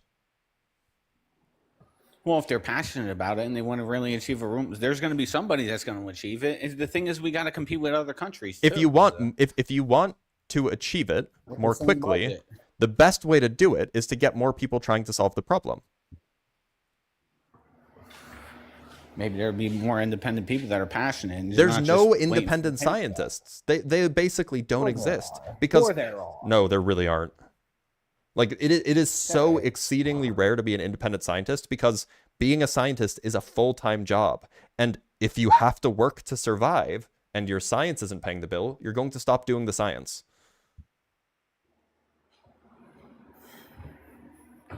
I mean, I get your point and everything. Is the thing is maybe there's a way that they can find more efficiencies. There probably will efficiencies be some in what? They're using pencils and paper. No, we know they ain't using pencils and paper. Literally, that's what theorists do. Well, and a laptop, sure. Literally, that's what theorists do. I don't believe that. There's, quantum computers are coming. They're going to be able to revolutionize it all. Who's building quantum computers? Who's developing those? Physicists. Well, IBM has them and Google. Well, they're independent companies that hire these physicists. If I were to go look at the number of quantum computing papers that are published, and there's a lot because it's a bustling area of research, I would bet you 95% of them are published by people working at universities at in publicly funded jobs. I would bet you 95% of them. Well, it's a race for the quantum computing right now too. And almost all of the research is coming from publicly funded positions, like things that are funded by the NSF.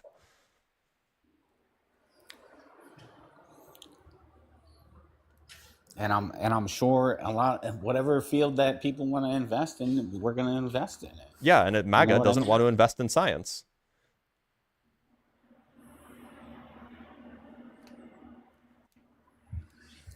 Well, what are your reasons why you think that they are anti-science? Let's get this.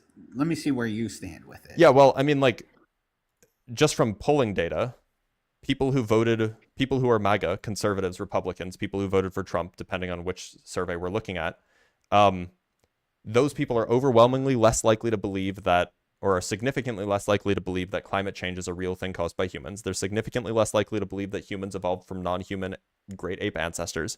They're significantly less likely to trust vaccines or to trust medical professionals, like medical researchers regarding the efficacy, the safety, etc. of vaccines. And they're significantly less likely to think that gender and sex are different things as described by neuroscientists.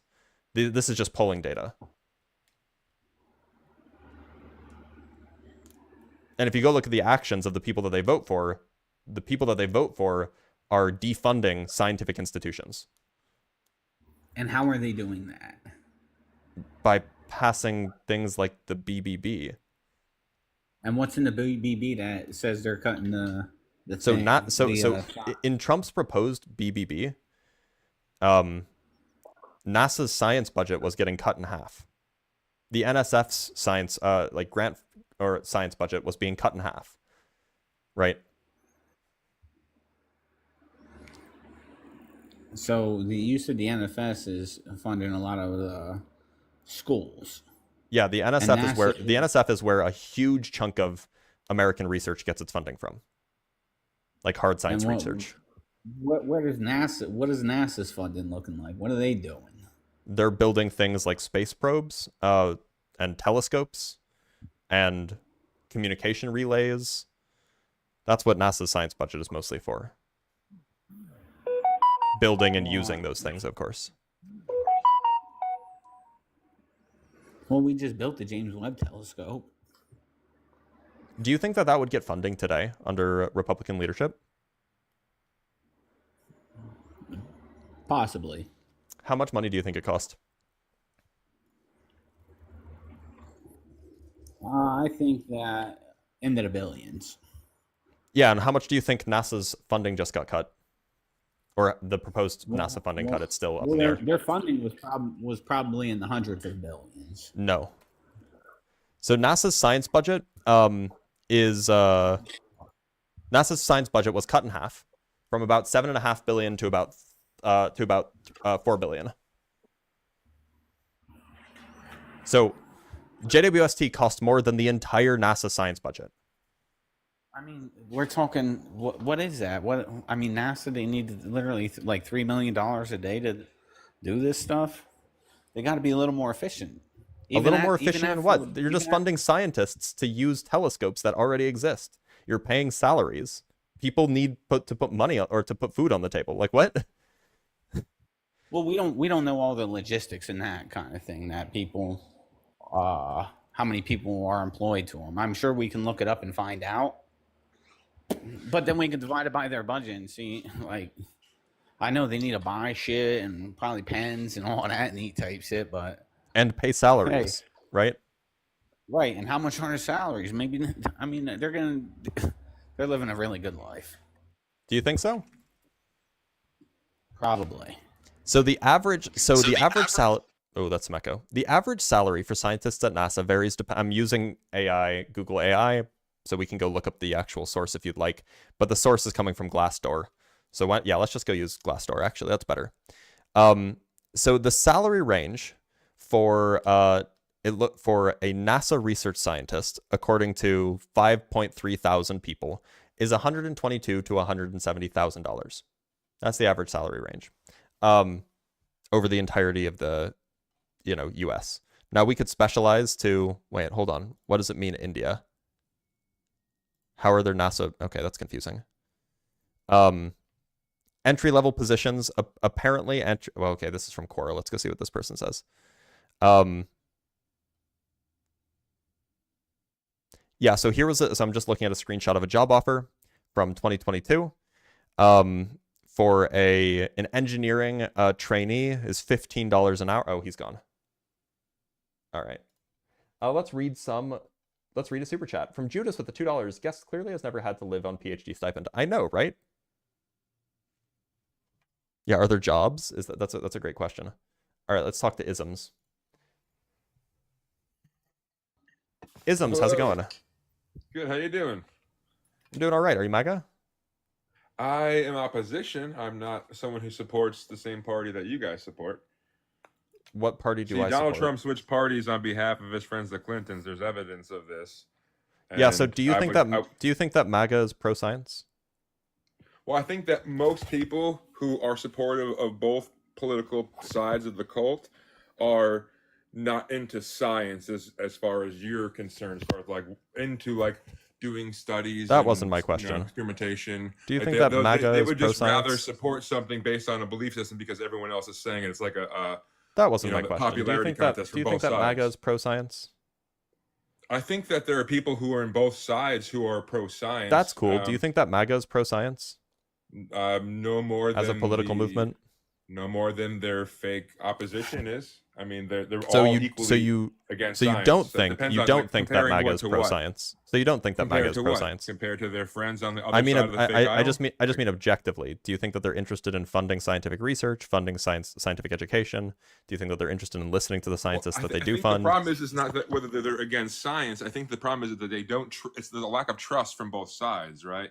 I think maybe I don't care about both sides. I'm asking about MAGA. Maybe the liberal side generally tends to care more about funding what is the traditional scientific community, and maybe the traditional scientific community, pound for pound, is doing more for quote unquote big S science.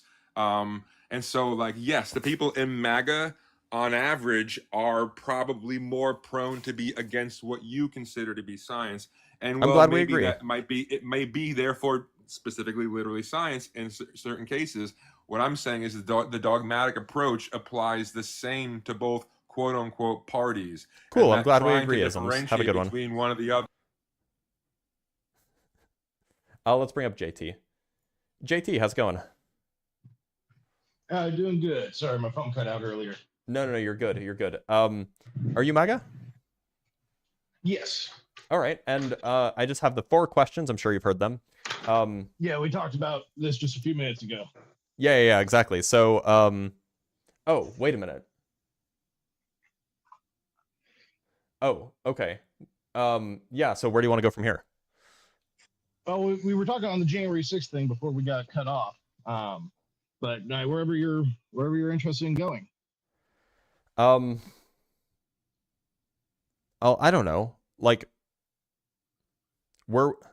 okay, do you think that budget cuts to scientific funding is good? I think it kind of depends. Do I think that the current funding has been beneficial? Maybe in some areas. Do I think that they are entitled to that funding in perpetuity? No. If they show a benefit in use of the funding, great. Some of it I just don't see much of an issue with, because even if that funding is cut, you're assuming that it's not coming from some other alternative, which if that's true, that's a problem with our own system, that all of the scientific funding is coming from the government then. Well, no, I mean, we expect scientific funding to come from the government, because scientific funding, or science generally, especially basic science, is not something that produces short-term profits. And so private industry will almost never provide funding for basic research. So we expect it to come, because it's like it's a good for the masses. It's something that generally makes the country better, makes the people's lived experiences better. It's a public good. Thank you. That's the word. It's a public good, and so we expect it to be funded by the government. Now, just as a point of reference, Donald Trump and his team proposed their budget for the National Cancer Institute, which cut the funding by 37%. That was their original proposal at the end of May. Do you think that funding has not been good? I don't know about that one in particular. The problem is we end up funding billions and billions of dollars worth of just stuff in general. Some of it's beneficial, some of it isn't. But at the end of the day, this is a budget issue. It's not a science issue. Well, I mean, it is a science issue in the sense that, like, it's a question of whether or not you're interested in funding science or not. Like, it was a drop in the bucket. Like, it was $2.7 billion is a drop in the bucket for the U.S. budget, right? Well, yes. When you look at it from that point of view, that's like an extra. That's like an extra $6. That's like $6 from each American. Well, yeah, but once you're so far out over the cliff on spending, it's a drop in the bucket. It's like, well, but hold on. All the other drops in the bucket that make just to be clear, that wasn't why this funding was cut. If it were, one would have expected a general reduction in the deficit, but it wasn't. The proposed budget by the Trump team increased the deficit. That depends on it doesn't depend. Factors, but, no, it just had there was just more spending in the proposed budget. Yes, when you assume that, and the DoD budget went up, right? I will grant you that if you assume no growth, then yes. But so why? So if it was about reducing the deficit, why would you increase the budget to the Department of Defense? Well, you're talking about a budget issue here. We're talking. You have to have right. So the point is amongst the people voting on this thing, which look, whether I like one particular provision or not has no bearing on it. It's like you have to convince hundreds of other people to vote on this. Right, and the point is that MAGA is not interested. They don't care about reducing spending because they increased spending on the DoD and decreased spending on scientific investigations. So this wasn't about decreasing overall spending, because if they were interested in that, they wouldn't have increased the budget of the DoD by $113 billion. And because it turns out cutting cancer research by $2.7 billion doesn't account for the $113 billion extra that the DoD was getting. So it can't be about deficit. If it were about deficit, we wouldn't have seen that happen. So rather, there has to be another explanation, and that alternative explanation is that they just don't care about funding scientific research. I think you're oversimplifying the problem, and you're not looking at all of the variables. You're looking at very specific ones that are meaningful to you. Explain to me why they might cut cancer research, physics research, biology research, chemistry research, mathematics research, space research, and all of those cuts put together, less than half of the amount that they're increasing the Department of Defense budget. Explain why are they doing that if it's not because they're uninterested in funding science and they don't care about the deficit? I think because you have to make what would you call it?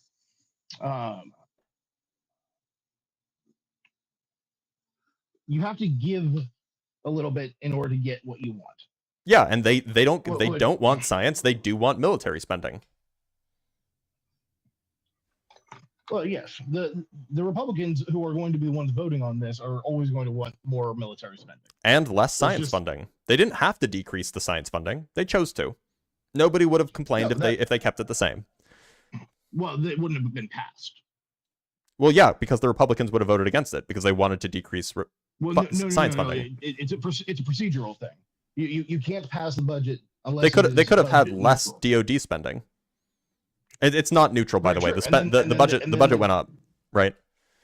Yeah. They increased the deficit. They increased the deficit ceiling. Remember, that was a whole thing. If you assume no growth, then yes. They increased the deficit ceiling, right? Yes. So, I believe so. That's the way that this is the way that we always figure out spending, whether deficit's going up or down. We compare it with last year, and the budget is bigger this year than it is last year.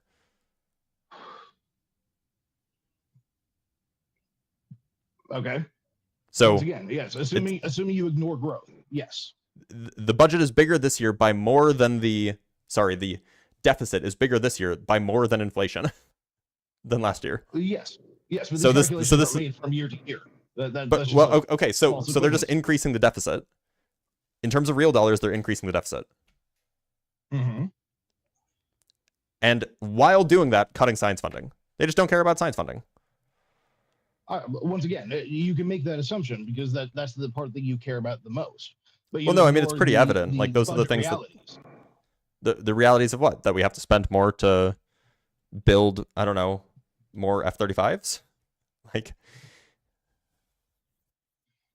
they killed a telescope that already existed and has been doing good science research. And the entire yearly budget, or in fact, 5 years of budget for that telescope, for the telescope and the people who do the work on it, is less than the cost of a single plane. Mm-hmm. They just don't care about science. Why cut that? I mean, you can make that assumption. Why cut that? It's just because you don't like science. I mean, okay. Do you have any evidence that they do? Because from their actions, it's pretty clear that they don't. Yeah, I think if you make that assumption, cool. Republicans make the same assumption about Democrats, and about science. Depends on how far back we want to take this. If you just want to look at it as, okay, right now, yeah, on the budget, they modified the budget and they cut science spending. Cool. So they're anti-science. Okay, cool. Then it's just not a very compelling argument. Do you have any evidence? Do you have any contrary evidence then? I'm not saying that they are pro-science or anti-science. You're the one making the claim that they are anti-science. Well, okay, so the population. Okay, well, I mean, so statistically speaking, MAGA is significantly less likely to trust scientific to trust scientific consensus. They're statistically less likely to believe in all sorts of things. That's one type of science of being anti-science. Then you look at the actions of the politicians, and they are cutting funding to higher education, which is where most of our scientists come from, and then they're cutting actual scientific grant funding organizations. So what would you if they were anti-science, what would you expect them to do? Well, you'd expect them to cut funding to higher education. You'd expect them to cut funding to scientific organizations. And that's exactly what they did. So I don't know what more compelling evidence you could have, but that seems like it's the most compelling evidence you could have for this claim. Well, you make the assumption that government funding is the primary purpose of or the funding scientific efforts is the primary goal here.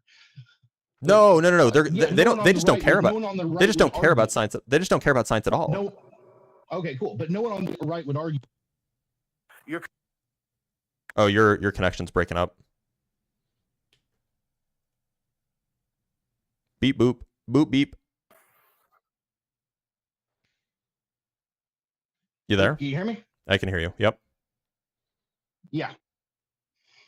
So no, the issue is that like I wouldn't look at that being anti-science. In fact, I would look at it and go, okay, well, we're cutting funding here. If it's that important, then you're gonna make up the funding elsewhere. What would you expect? What would you expect? What would you expect the party of anti-science? That's really important. What would you expect an anti-science party to do?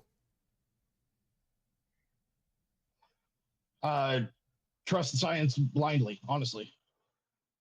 You would expect an anti-science party to trust the scientists. Blindly? Oh yes, because that's not science. Like, and that's one of the problems you run into is you're I don't making think assumptions you about understand what being is anti-science. pro-science and anti-science. Yeah, so scientists don't have to trust other scientists. That's fine.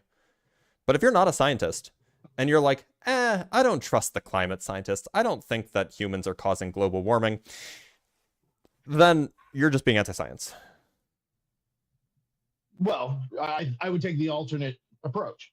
If a scientist says, "Hey, here's the facts," I say, "Okay, but what about this?" "Oh, well, you're anti-science. You should just trust me." "Oh, well, okay, you're not a scientist at that point." Like you actually need to be able to back up your own claim. No, but here's the lovely thing. Here's the lovely thing. When people ask questions, there are answers. But then people don't listen to the answers because they already have made up positions. Yeah, you'd have to elaborate on that. Yeah. So if I say, the physics is clear that carbon dioxide is a greenhouse gas, and humans are the major driver, like from analyses of CO2 emissions via satellite data, humans are the major driver of CO2 emissions on the planet. And you say, but what about volcanoes? And I say, oh, well, volcanoes actually, interestingly enough, don't release a whole lot of CO2 compared to the amount of CO2 that humans release. And then you say, but what about when in the 1950s, when it got cooler for 3 years? You're just not interested in actually listening to the answer and learning. You have a preconceived view about humans not causing global warming, climate change, and you're trying to find any niche and any hole to poke your finger in so that you can justify that view. If you're interested in learning, there are answers to all these questions, but you're not interested in learning, you're anti-science. And not you. I mean you broadly at MAGA. No. See, and I would dispute that claim simply because if you're trying to poke holes in it and they have answers for them, and you're ignoring the answers, that's one thing. Like that's what's happening. In your own, hold on. That's not necessarily what's happening. Yeah, it is. In a number of cases, okay. You can just make that assumption. I'm not seeing any of the evidence for it.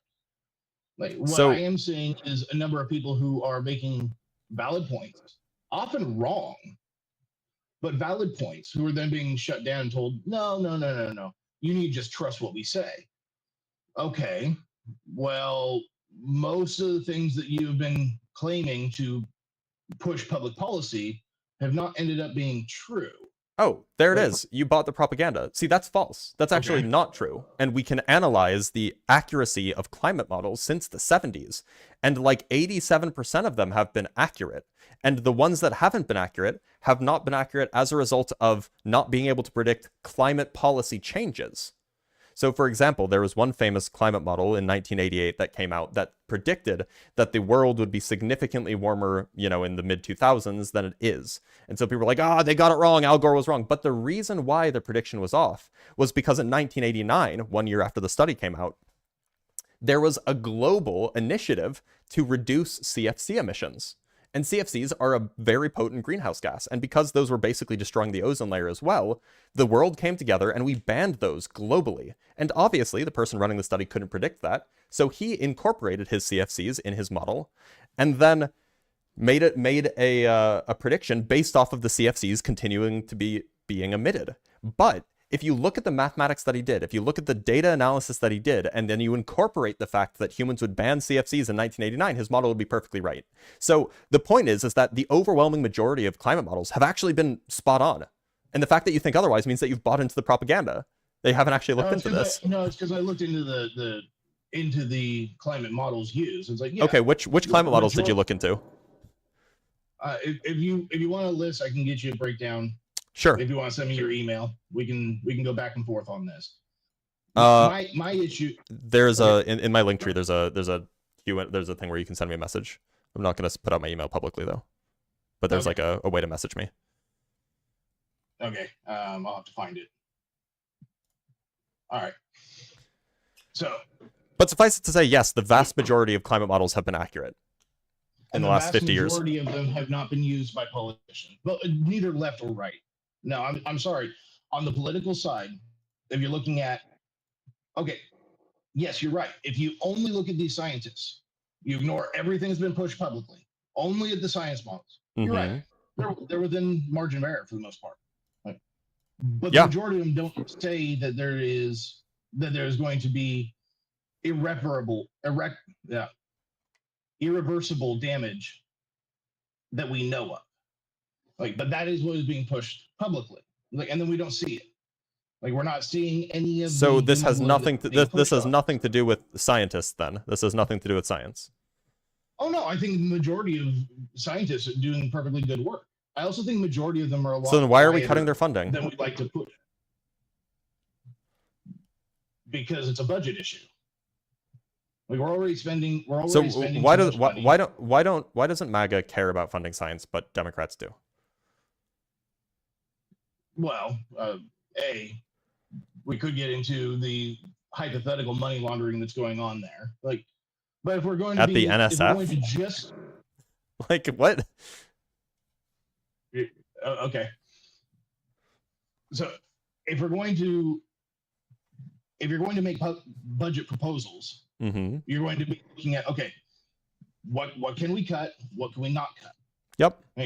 If we cut the defense budget, if we don't increase the defense budget, we're not getting our votes. Period. Like, and there's no world where you can look at this and go, oh, okay, well, you should just do it anyways. Okay, cool. Well, then you're just proposing that nothing happened. Yeah. So well, you're just saying that the science funding that's being cut is it's just a casualty because the Republicans, they want to build more F-35s, and yeah, that just means they don't care about science. If it's just a casualty to them, if it's just something they don't care about that they can just cut the funding of because it doesn't matter to them, that's anti-science. Okay, I think that's a simplistic view of the world. But what if you don't care about something and your actions result in you damaging the thing? What else would you call it? Well, in this case, hard cuts that need to be made. Now, I'm not going to defend their budget because I think a lot of it is crap. Like, I don't think that it's the end of the world. I think this funding it will be the end of science in the United States. No, I think that's hyperbolic. Let me rephrase. It will be the end of science. It will be the end of the United States science supremacy. The United States has been dominant in all fields of science essentially in the last 70 years or so. It will no longer be the case. I think then that your priorities aren't as important as you say they are. Like, I mean, look, you might not care. You might not. Hold on. If you're making the claim that this has to be done through the government, we're not going to find any other funding available for this outside of the government. Okay, well then it's not that important to half of the country who you say are pro-science. No, I disagree. I think that if these cuts occur, and it's actually important to the people who are complaining about it, they're going to donate into this and make up the funding. No, what's going to happen, and by the way, what is already happening is you just have scientists going to China and France. Okay. American scientists fleeing to China and France because their funding is getting cut. That's already happening. Okay. I mean, look, maybe you don't care if the United States is not the science capital of the world anymore. It has been the science capital of the world since the 50s, perhaps even earlier. And maybe you just don't care. Maybe it's just not important to you. But I mean, then you're just proving my point, right? No, once again, I think you're looking at it in a very oversimplified manner. This isn't oversimplified. Yeah, This is like the fact of the matter that the United States is currently experiencing brain drain as a result of the scientific cuts. Once again, that's your assumption that you're making. No, these are observed things. They're clearly going to come from other places. So these are observed. These are observed things. There has been an outflux of scientists from the United States. This is documented. Yes. That's bad, right? Why? Well, okay. Research? Let me rephrase. Hold on. Are they still doing research? Let me rephrase. Yes. It's bad if you care about the United States being the capital of science. If you don't care about that, then I guess it's not bad to you.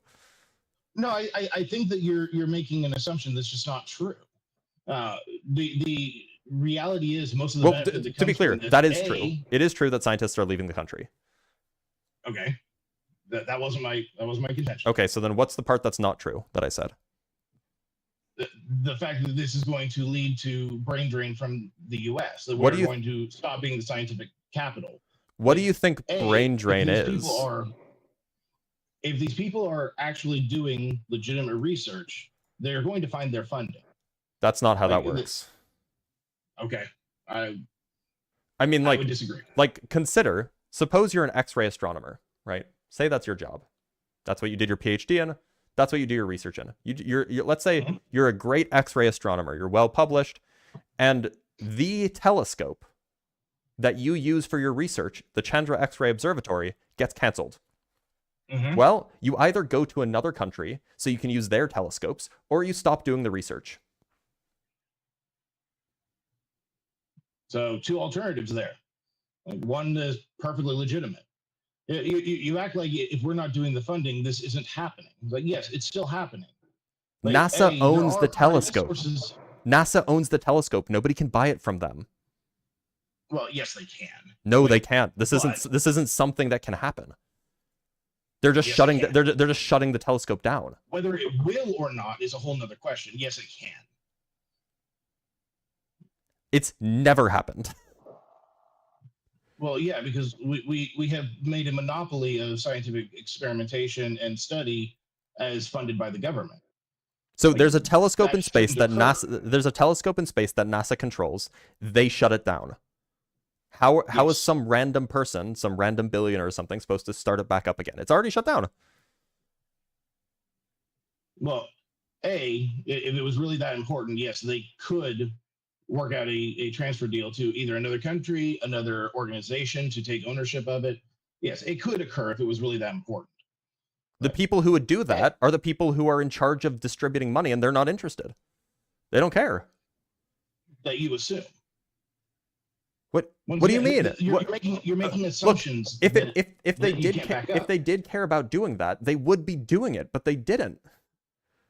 No, once again, you're looking at it. They're not offering. They're not offering to sell it to anybody. They're not accepting bids on operation for this telescope. That's I'm sorry. That's just not a legitimate argument. Like, has anyone pushed for that? Like, this just happened. We're going to find out over the next several months what actually occurs with this one particular telescope. Right? But let's make the assumption that you're 100% correct. This is just going to be blown up in space, so no one can ever use it. It's going to be space debris. Yeah. Let's make that assumption. Like, okay, that's the only telescope they can work off of. It is. Saying they can't do research in any other way. So it is the only. I'm answering your question. It is the only telescope with that resolution. Yes. For now. And there's no type of study. So there is one telescope that's a project that's being built by like China, I think, and I think its projected launch date is like the end of the 2030s. So like, what are the scientists supposed to do for the next 15 years that worked on this that used this telescope for their research? They were doing good research. Before, what were they doing before the telescope? The telescope went into space in 1998. So most of these scientists have been using that telescope and its data for most of their careers. And what were they doing before then? Most of them weren't scientists yet. Okay, but there were plenty of scientists at the time. Right, and they yes, did they were worse still research doing because research. they didn't have they were doing worse research because they didn't have this telescope. They did other types of research. They Right, did and so worse research. JT. That's just well, saying if you were an X-ray scientists aren't astronomer, doing their job. if you were an X-ray astronomer, you did do worse research because you had worse data. What I'm saying is when you get your PhD in X-ray astronomy, for example, and then you spend 10 years publishing in X-ray astronomy, that is your area.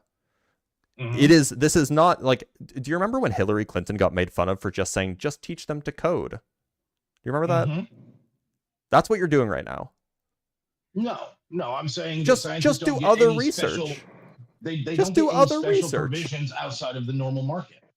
I'm sorry. This isn't a market issue. This isn't a market issue. This is a federal. This is a federal government issue. No, it's not. This is not governed by the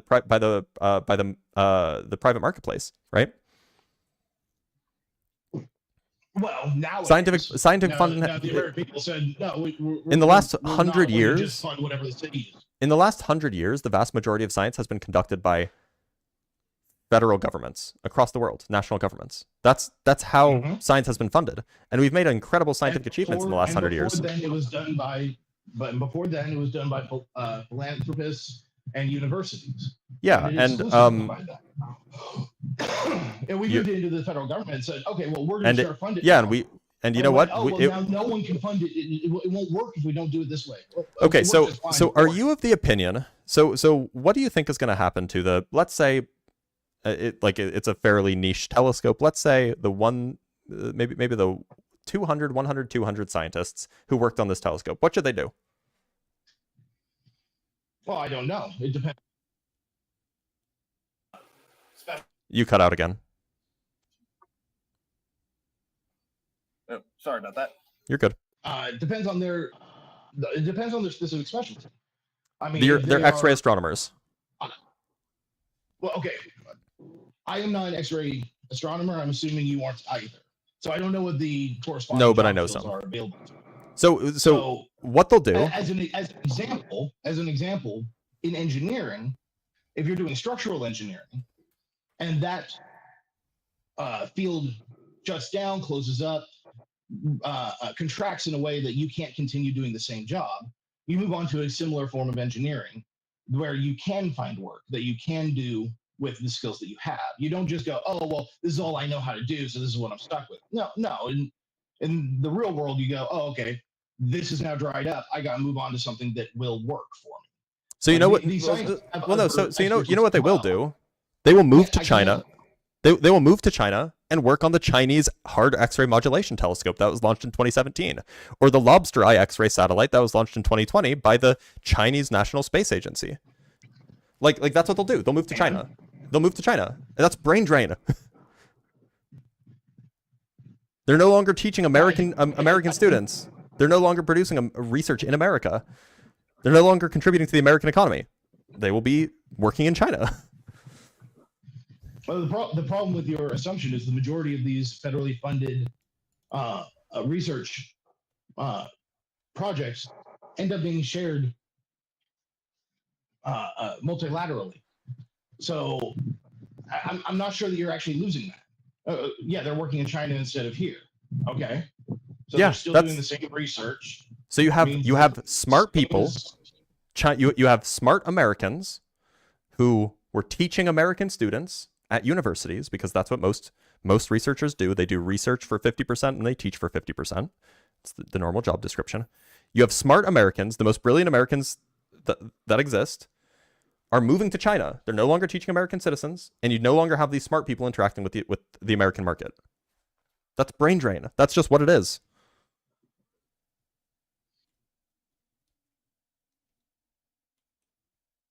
I don't know if he disconnected. He's kind of frozen.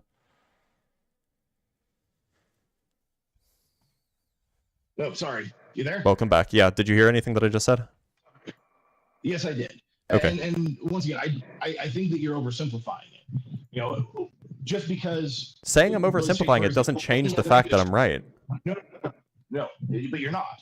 If you study any other area, like you're taking one particular area where I'm not an expert in, so I can't say exactly what they're going to do on a daily level. Like But in any other industry, this wouldn't make any sense. So, for example, we train petroleum engineers here in the U.S. Just because they take a job in Saudi Arabia does not mean that we are losing benefit. Yes, it does. That's what brain drain is. Yeah, that's what brain drain is. Yeah. No, it is. Brain drain is a real thing. If you don't think so, then you're delusional. I know too many people who work in the industry overseas. So it was like, no. So the benefits us just as much as them. So you understand. You understand that most academic scientists, these are people who are doing like the hard sciences, chemistry, physics, biology. Most of these people work at universities, right? Yes. Okay. I'll accept the assumption. So, I mean, with the exception of like pharmaceutical people, like most of the scientific research that happens in the hard sciences happens at universities. Anyway, so as I said, the job description of a research scientist at a university almost exclusively is you teach half the time, maybe a third of the time, and then you do research for the rest of the time. That's kind of like the basics of the job description. Now, one of the reasons why universities hire professors and have them do research is because higher quality research attracts better students. If on your faculty at your university you have the guy who discovered the cure for, I don't know, Alzheimer's, you're going to attract more high quality students. So universities pay researchers that do high quality research because they want them at their university to attract the high quality students, right? Okay. And so when those researchers, when their research field in this country dries up and they move somewhere else, well, now you're not going to have high quality scientists teaching American students anymore. And that surely that's a bad thing, right? I'm not sure I accept that. Okay, so who's going to teach them? The scientists who went to China? Well, if the opportunity comes back, yes. I think you're yeah. looking at this as to get that opportunity, you need to fund it again. Or they need to fund it. The scientists need to fund it? What? The universities need to fund it. It's like if they want that as a selling point for their university, like that's they do. No, look. Here's the thing. Well, they do. What you're saying is they need to get from the government. No. So you're misunderstanding. You're misunderstanding. So if you have let's say you have one of these X-ray astronomers. I use this as an example because it's egregious. So you have one of these X-ray astronomers, and they are teaching. They're teaching undergrads, and they, as part of their research investigations, they applied for a grant from NASA to hire a postdoc, basically hire a research assistant, right? So that they could, so their research can be more efficient, can be more effective. A lot of researchers at universities, their own research will be covered. But if they want to pay their grad students, if they want to pay their postdocs, their research assistants, essentially, that usually comes from external funding, right? Typically from the government. So if they can't get the funding to get a research assistant in the US, and the universities aren't going to pay for that because they're not, the research assistants aren't teaching typically. They will go where they can get funding for a research assistant. And that means that, well, sucks to suck for that university. They're not going to get that teacher. Okay. And you're saying that there's no one else who's able to do that. Well, so look, there will always be people to fill jobs unless universities shrink, which, by cutting university funding, by cutting like federal university funding, universities are shrinking. But you'll just have lower quality people. No, so here's where I think it breaks down is that, okay, well, let's assume that everything you just said is true. Okay. Well, then you're anti-science because you're not increasing the budget to also, or just keeping it the same. Hold on. No. You can't play it both ways. Because right now, under the current system, we also are not bringing in the experts who are working at the CERN super collider. Like that's a specific thing. Oh, we actually are. That's the thing. We are. Right? All of the big projects at CERN, like the United States is a huge fund. We have alternatives. We are not CERN. No. Like the best of the best is going to go to CERN. Hold on. No. You're actually mistaken. You're actually mistaken. Two of the there's the Atlas detector and LHCb. So Atlas, I think, is based in is it based in Germany? So there's basically two big parts of the LHC, of the Large Hadron Collider at CERN. And one of those is based in the US. The designers, the experimentalists, the theorists, the people who did all of that was done in the US because it was a US funded project. And then they just brought it over to CERN because that was the location. But it was all of those people still work at the US and they still get the data from that first. They still have all of the access to that. I would argue if you actually broke them all down that they are not the number one or number two. Like we end up with LHCb? number 4, number 5. There are plenty of people who are good who are not the best. Wait, And at that's where LHCb? you're running into. No. At LHCb is one of the two things. Oh, sorry. There's CMS, there's LHCb, and there's ALICE. And there's 4 detectors. I'm sorry. LHCb is which one was this built by? I always get these confused. But the LHCb I think is a project from the University of Michigan, maybe. And Atlas I think is a project from. Anyway, like these are projects that were built and funded by United States organizations, United States universities, United States federal grants, and so on. And they were just put in CERN because that's where the collider is.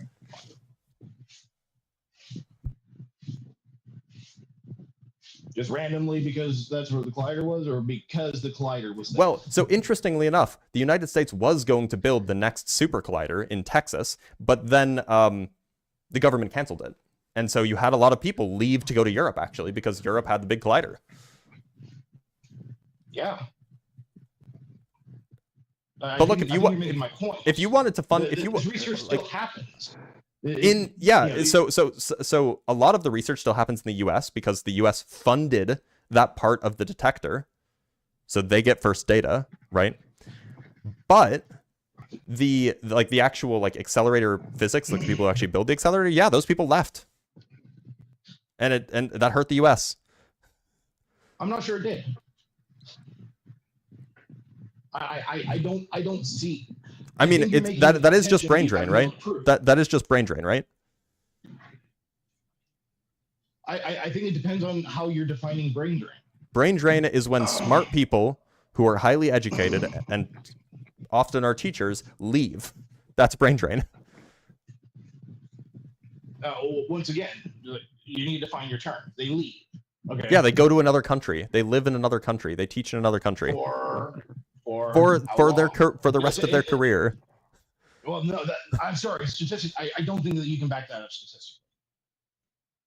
That's just the definition of brain drain. I think they did a portion of their time where it was most beneficial for their career. Now that can be in the United States, that can be in China, that can be in Saudi Arabia. Yeah, and if the United States defunds science, if the United States defunds science, then it will not be beneficial for scientists to stay here, so they'll leave. And that hurts America.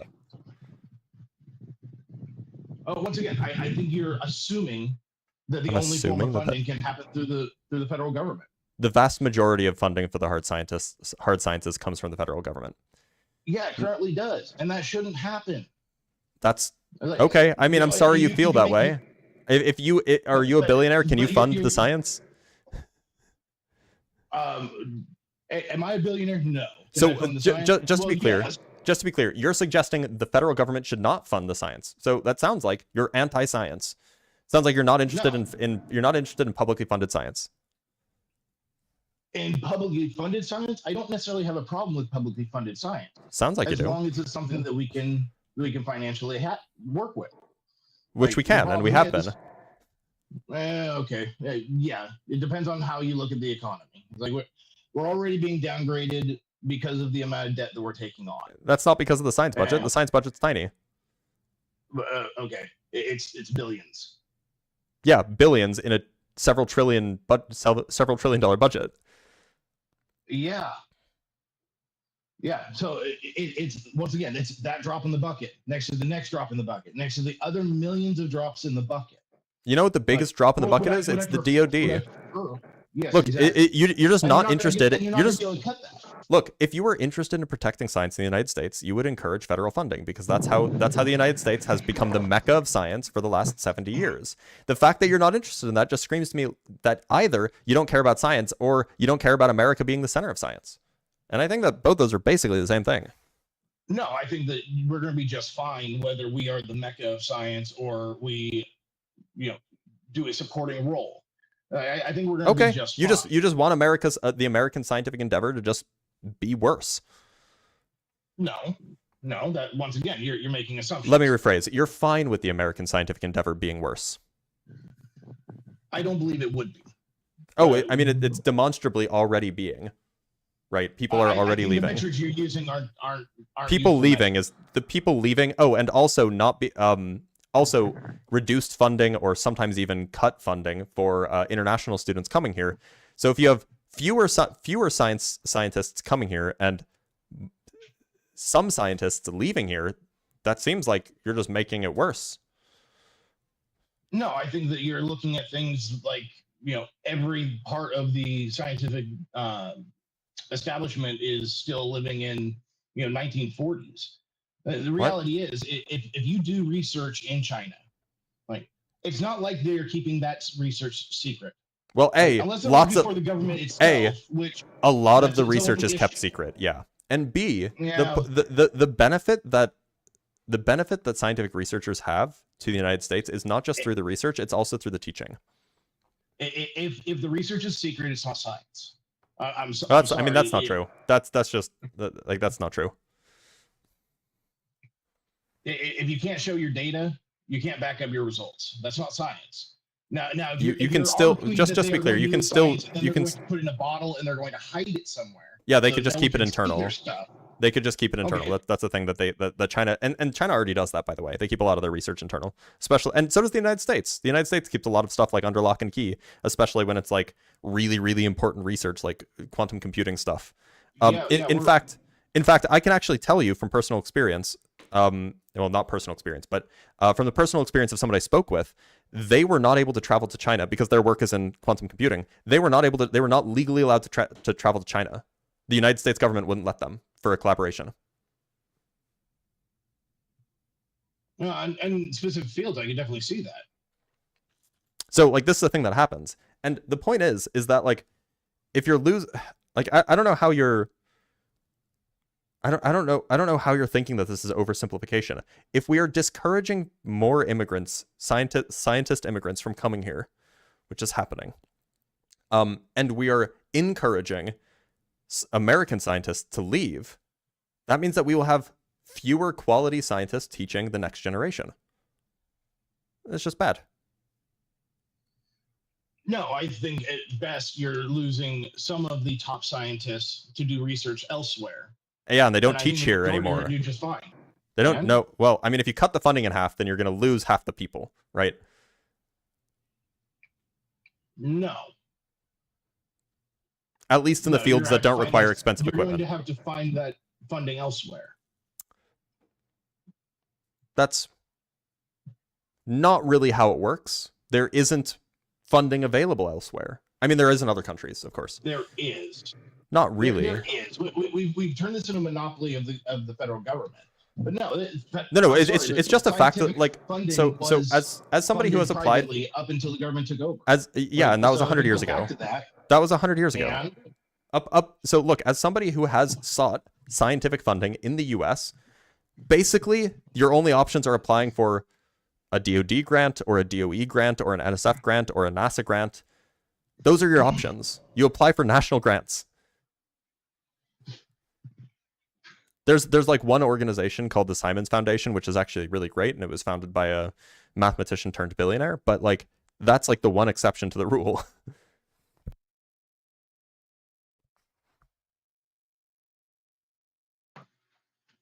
Oh, once again, I think what you're looking at is saying, okay, well, yeah, tomorrow is going to be bad.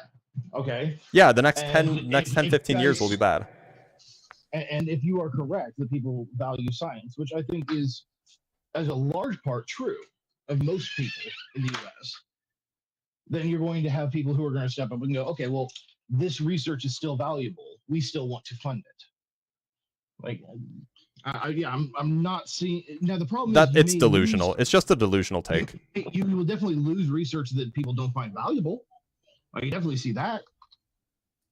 Like, it's just a delusional take. Like, if you think that like people are going to fund, like, I don't know, homological group theory? I don't know that off the top of my head. Well, that's my point. People aren't going to fund things. That's why you need expert panels of scientists on these grant review boards who actually check these things and see if the research is worthwhile. Okay, but once again, there, if it's worthwhile, they'll find ways to fund it. Like my problem is, that is such a it's just a delusional take. Like, do you think that that's true about everything? If something's worthwhile, then it'll find funding. For the most part, yes. Okay, it's just delusional. Like, do you think that the research? Do you think that like the I don't know. Do you think that there would have been any private funding for like the research that went towards building the Hubble Space Telescope? Yes. Okay. You think that there was private funding for it? No, I think that if they wanted to go that route, they could have. I think that right now our system is set up so that there's no point in doing so. Okay, so you write a grant proposal, you make sure the government funds it. If you think that the average American, like if there was a so how do you think that this works? Let's say that a team of 50 scientists or 100 scientists or whatever, they come together and they're like, all right, Hubble is getting old. Let's say this is in 20 years and JWST is getting old too. Hubble is decommissioned. JWST is getting old. It's time to build a new telescope. But there's no federal funding available. How do you think it works? What do you think they do? I don't know. Under the current system. Not under the current system. Not under the current system. There's no federal government anymore. Or there's no federal funding anymore for science. Well, then it would be private foundations. Yeah. So how do you think this works? Private foundations get together, say this is a worthwhile venture that we think should be taken on, and we need to talk to our donors about funding this. And then between a few hundred millionaires or billionaires, or out of crowdfunding, which politically we found has been a lot more viable than we originally thought. I don't think that you're gonna find success crowdfunding. Now, maybe if you're lucky, you'll find some billionaire who wants to contribute 50% of his net worth to building this telescope. But do you think that that's like a viable, like relying on like getting lucky that one particular billionaire, one particular person likes this idea? Do you think that that's like a viable way of getting funding? If it's a worthwhile idea, yes. Yeah, the problem is, I think has this ever worked before? That would never used to work. It was exactly how things were funded up until government took over. Do you think so to be clear, government still funded tons of scientific research, kings and queens and the like. In fact, actually, this whole business of like using government funding might be even older. It might go back to like probably even like the mid 1800s or perhaps like the early 1800s. And before that, there wasn't really like institutional science at all. So like it wasn't even really a thing. People kind of just like did experiments in their garages and that was enough. And we're funded by rich patrons. No, not. I mean, like occasionally, but like it'd be like aristocrats. But like, yeah, not really. Like this is not really. That's not the world we live in. Well, it's not the world we live in now. It's not the world that like. That's not a thing that works anymore. We don't have an aristocratic class. We don't have. Yes, we do. I mean, like. It's perhaps, yes, but the point is like we don't. So, I mean, maybe that's the. Sorry, maybe that's the case, but unfortunately, science is far more expensive now than it was 200 years ago. Everything's more expensive now than it was 200 years ago. That's just universal truth. No, but I think you're missing the point. Science has advanced more, so the low-hanging fruit that is cheap to achieve has already been picked. Okay. Like if you want to study like some molecule, now you need a scanning tunneling electron microscope. You can't just pop open. You can't just go down to your local glass blower and find a lens and then look at like a little, I don't know, like a little amoeba or something under a microscope and win a Nobel Prize. That's not how it works anymore. Just the equipment necessary to do good science, the time required, the education required, it's far more than it was 100 years ago, far more than it was 200 years ago. Like it seems like you're saying, yeah, scientists should just rely on the whims of billionaires to do their science, when it's clearly a public good, so we should publicly fund it. Well, I think that some research is a public good. I think what research is not a public good? Well, I think it kind of depends. If you're spending, this is where market calculations need to come in. Like, for example, if the research you're doing is nothing but for personal benefit and your own knowledge, great, that's wonderful. But it's not as valuable as, the next cure for diseases or, the next form of energy. This is what I mean by anti-science, by the way. Worthwhile research, people will be. This is what I mean by anti-science, by the way. Okay. Like it's exactly this view. It's like, if you can't get the market to fund your study on black holes, it's just not worth doing.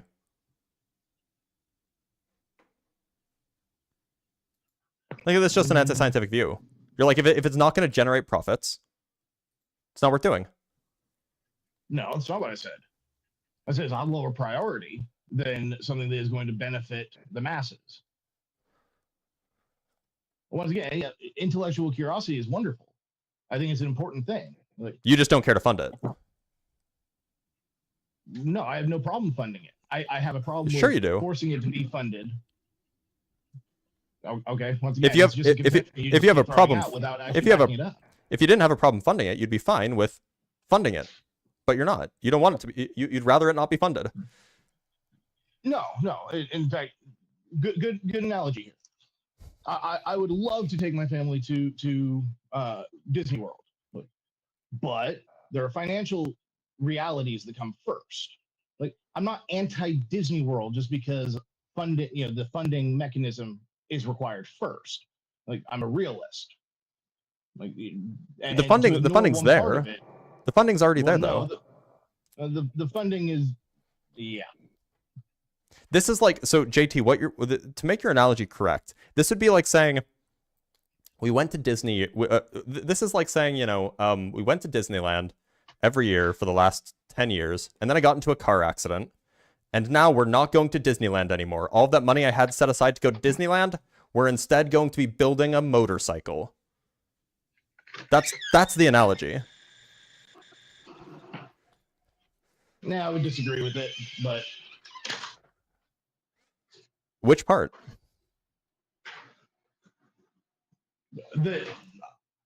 I think the assumption that it's just frivolous spending is... Who said building a motorcycle is frivolous spending? Maybe you need a motorcycle. Maybe you need to get from place A to place B, and your car the gasoline for your car is too expensive, so you want to downsize to a motorcycle.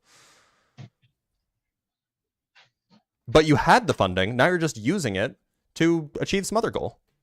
You had the money in your savings. You had your $15,000 in your Disneyland or your Disney World savings account, and then you tell your kids. And then you get into a car accident, get some serious brain trauma, and then you tell your kids, actually, no, we're not going to use this. This is fiscally irresponsible to spend this money on Disneyland, even though nothing changed. Well, except that you got into a car accident and got some brain damage. Yeah, so things did change. What changed between 2024 and 2025? What realistically changed as far as the U.S. budget? No. Once again, you're putting an arbitrary time frame on it. Like, between 2024 and 2025. Well, yeah, that because the funding was there in 2024, and then it's not there in 2025. Well, yes, because we have been over budget forever. So what was the change between 2024 and 2025? What was the cause of the change? Different administration. Yeah, so like a head injury. I mean, okay. I mean, like it's not like the financial situation changed, right? But no. Or actually, you know what? Would be even better? A better analogy. So a better analogy would be, okay, so family, mom, dad, 2 kids. Family has been going to Disneyland every year for 15 years or whatever. They always save up. They set aside money for Disneyland, and then they go. And then mom divorces dad. New dad comes in, stepfather. For some reason, stepfather now, like, I guess the money was in the mom's name. Maybe the mom maybe the mom made the money, and so like it was in like her account. New dad comes in and then convinces mom to be like, yeah, we're not doing Disneyland anymore. Okay. That's basically exactly what happened. Mm-hmm. And if it was just, oh no, we have this money set aside. I just want to be a mean person. Mm-hmm. It's different when it's the new husband comes in and goes, oh, I looked at the financing for this family for the last 10 years. You guys have gone to Disney World, and you have borrowed money every time to go to Disney World. Like, the money wasn't there. You're borrowing it so that you can go to Disney World, and we need to stop this. We need to be financially responsible. Like, yeah. So that's a great.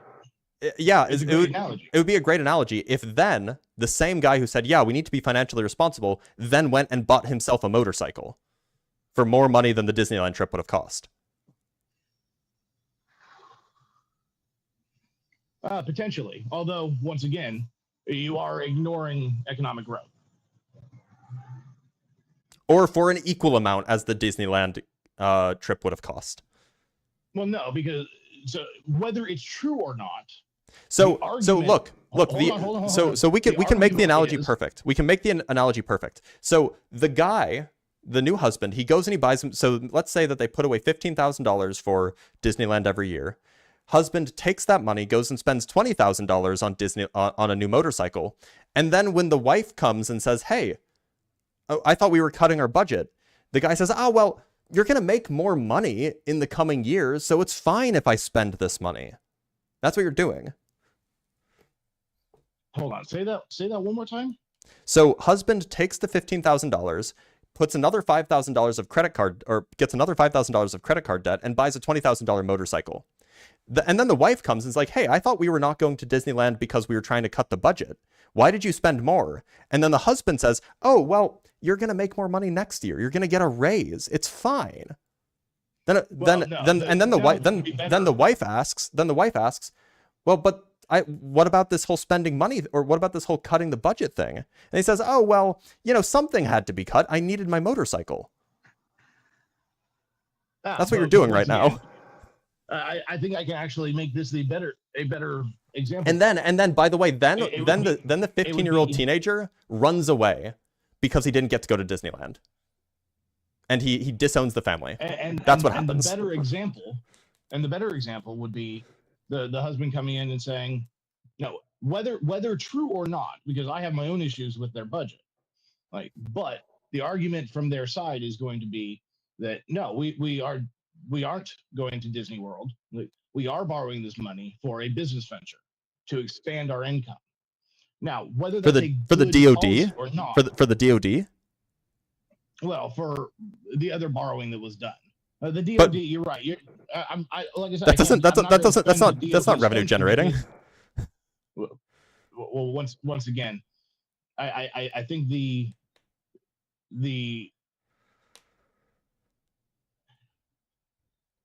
I can definitely agree with you that I would personally prefer if they didn't increase spending on the DoD. However, I also know that budget would never pass. So interestingly enough, actually, a better analogy would be, so they're having this discussion, and then the wife says, "Yeah, but every time we go to Disneyland, my social media account gets so many more views, and we make all of that money back. We make like $30,000 every time we spend $15,000 going to Disneyland." And then the husband says, and then the husband says, "Yeah, but I'd rather have a motorcycle and take out another $5,000 of credit card debt to get that motorcycle." That's the analogy here, because NASA returns something like $4 for every dollar that it gets in. Sorry, $7 to $14, not $4. Even assuming that that's true, which I have issues with those numbers, but let's assume for sake of argument that that's true. Okay, but once again, budget wouldn't have been passed. Yeah, because of the people that you voted for. Okay. You're the husband who makes poor financial decisions that leads to the destruction of the family. That's you. Okay, once again, you're looking at it and going, oh well, it's your fault because we for the last 20 years have been misspending money. Okay. No, but it hasn't sure. been a misspending of money. It's kept the family happy. It's brought enrichment to the enough. it's brought That's enrichment to the family. Yeah, it absolutely is. And it generates more money than it costs.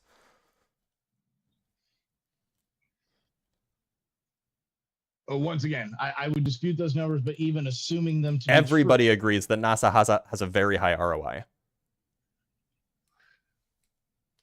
Yes, it depends on how you're calculating those numbers. Which you're not equipped to do. But neither are you. I'm sorry. Yeah, so that's why I'm just trusting economists. Well, exactly. But when they can't answer clear questions, that's where I have my question. There's the anti-science again. Oh well, No, I'm not. If they can't answer the question, they're not. I'm not educated on this. I'm not educated on this, but the people who are definitely don't know what they're talking about. That's anti-science. That's not my point. That's the point you just made. No. That's why you don't trust the NASA numbers for ROI. No, I don't trust the manipulation of the numbers. Like and there's the conspiracy theory. When you factor in, the problem is you have to factor in the private gains of the wealthy in order to make that beneficial. It's like, okay, cool. If you want to add in the fact that there's a lot of research that is taken by private companies for free and then profited off of, okay, cool, great. Like, does that help the American people? No, it helps large corporations. I can definitely see that. So it depends on how you're arguing the return on investment. And like if you're just saying, oh, building the rich are getting richer, so therefore it's good. Building a few dozen well, F-35s sure help American citizens. Building a few dozen more F-35s helps American citizens. We can trace the money back to where we actually are being paid for some of that, but I mean, we're being paid for all of the stuff that NASA funds too. Well, no, that goes into America. That goes into Americans' pockets. There are a select few. That money goes into Americans' pocket. There are a select few. To be clear, that profit dramatically off of this, and there are a select few who profit off of the military-industrial complex. Agreed. That's why I'm not saying that. I'm saying by your standard, well, yeah, there is some benefit in here. In the military-industrial complex. So generally, NASA's return is far greater than the DoD. The return on investment. For a select few, I would agree. You have no evidence to demonstrate that.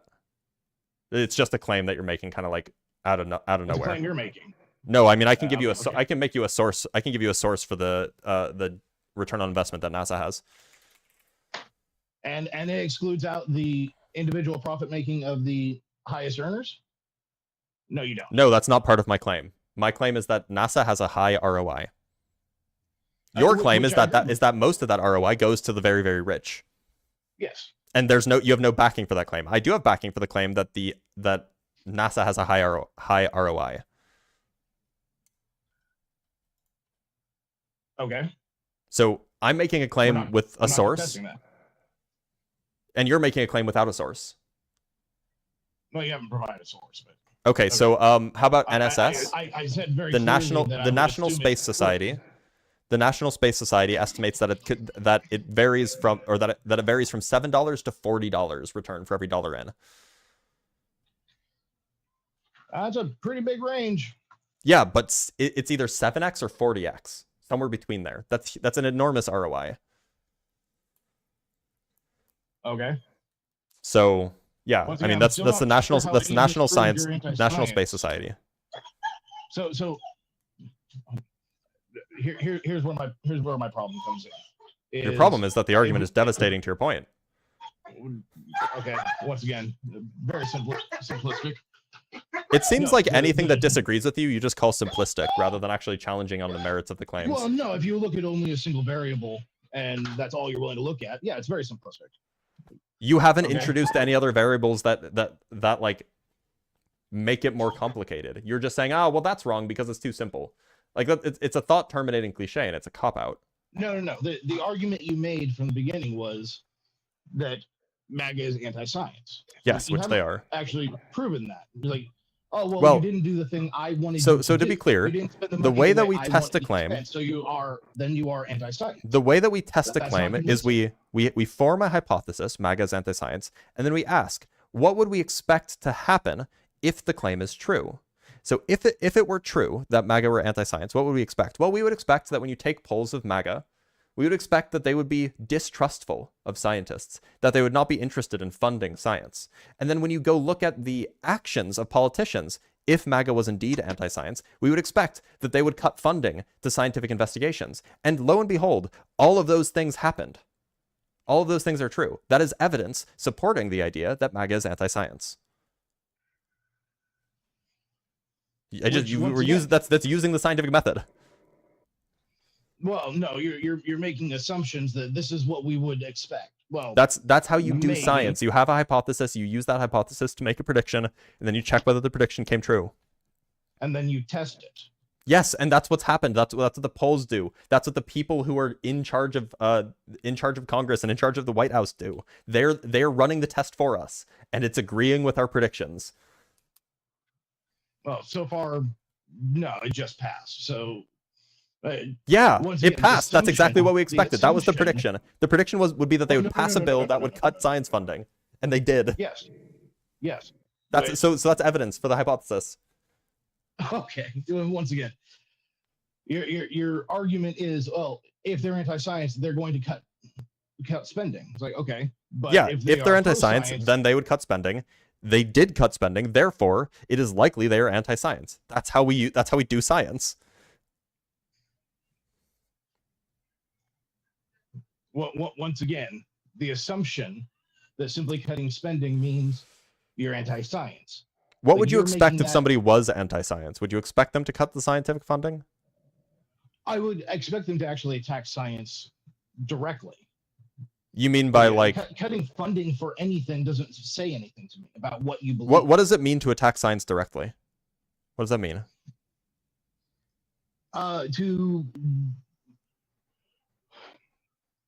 To argue that science itself is false, that it has no value, that well, so there's a number of hypotheticals I could throw out. So but like, if I find you quotes of people saying those things, you just say, oh well, those are just words. So we look at actions that are objective, either they happen or they don't happen.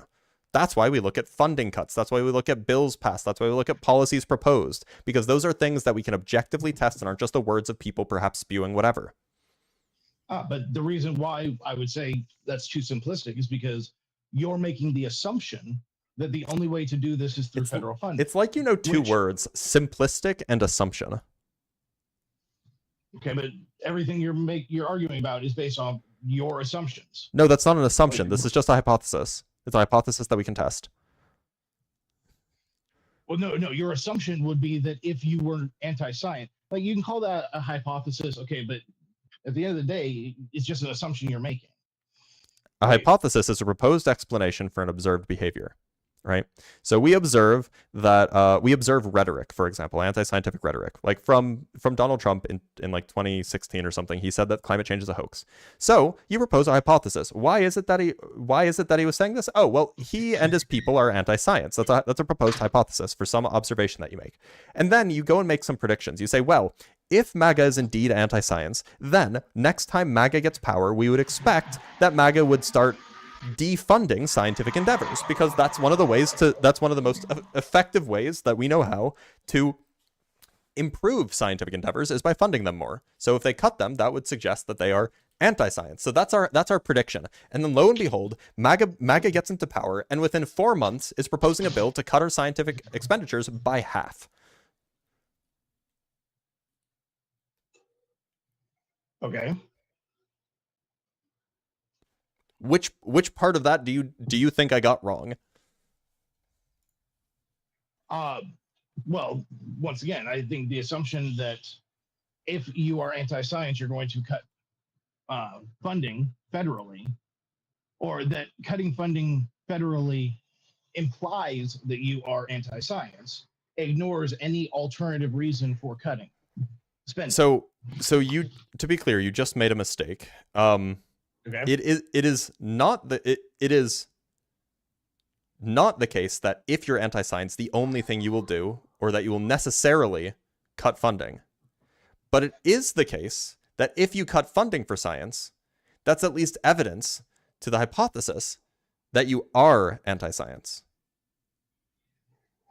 Oh, I would agree. In the same way that if you're walking down the street and you're angry and a woman pushes into you and you are mean, well, it's evidence you're a sexist. It doesn't mean that, but it is evidence you're a sexist. Wait, I missed the analogy. Repeat that. Well, it's just like if you're walking down the street and you're in a bad mood. Your wife just broke up with you or whatever, and you're in a foul mood, and a woman bumps into you, and you're angry, and you kind of and you move on. It's like, oh, okay, well, yeah, that's evidence you're a sexist. Grunting at somebody is evidence that you're sexist? Well, yeah. I don't know if that's true. So that's evidence. Well, no. See. In order for something to be, that's where you're running in. That's where you're losing me here. Is your argument? Oh, well. This is well, sure. For. Yeah, so, cool. so it could also be evidence you're right, for other JT. well. You're right, JT. That would be evidence if the only information we had was that this. If we had a hypothesis, this guy is sexist, and then the only piece of data we have is that he growled at a woman, then that would be evidence for it. But then you could potentially offer a better hypothesis that would better explain it, and then you would have those two hypotheses, see which one has better supporting evidence, and you would come to the conclusion that he was just upset. So what is the alternative hypothesis for why they specifically cut science funding while increasing DoD spending? What is the alternative explanation? Oh, and sorry, what is the alternative explanation that accounts for that fact, that accounts for Trump's known anti-science rhetoric, like calling climate change a hoax, and accounts for the fact that MAGA overwhelmingly distrusts the scientific consensus on a lot of things, overwhelmingly distrusts university educations? What is the alternative hypothesis that better explains all of those pieces of data? Oh, the establishment, for lack of a better word, you can call it what you will. The scientific establishment is not trustworthy, and you can call that anti-science. Great. Yep. Doesn't really mean anything. Yep. That's exactly what I would call it. Okay. Once again, it's not convincing because well, we're willing to just trust them blindly. Okay, cool. We're not. Well, look. So JT, let me ask you a question. On a given technical issue, say if we're talking about, I don't know,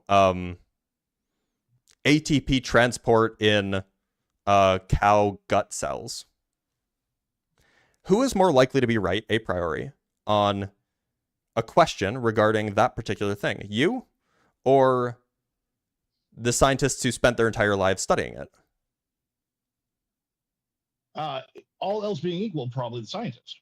Okay, so on any particular area where you are not an expert in that field, it is good epistemology to just trust the people who are experts in that field. Do we agree on that? I think that 9 times out of 10, you're going to be just fine. Right. So the right move is, if you're not an expert in something, trust the experts on it. Because 9 times out of 10, that they are more likely to be, or 9 times out of 10, they will be right, whereas you might not be. I'm glad we agree that trusting the experts is a good epistemology. I think in a vacuum that is true. Like now, here's where the.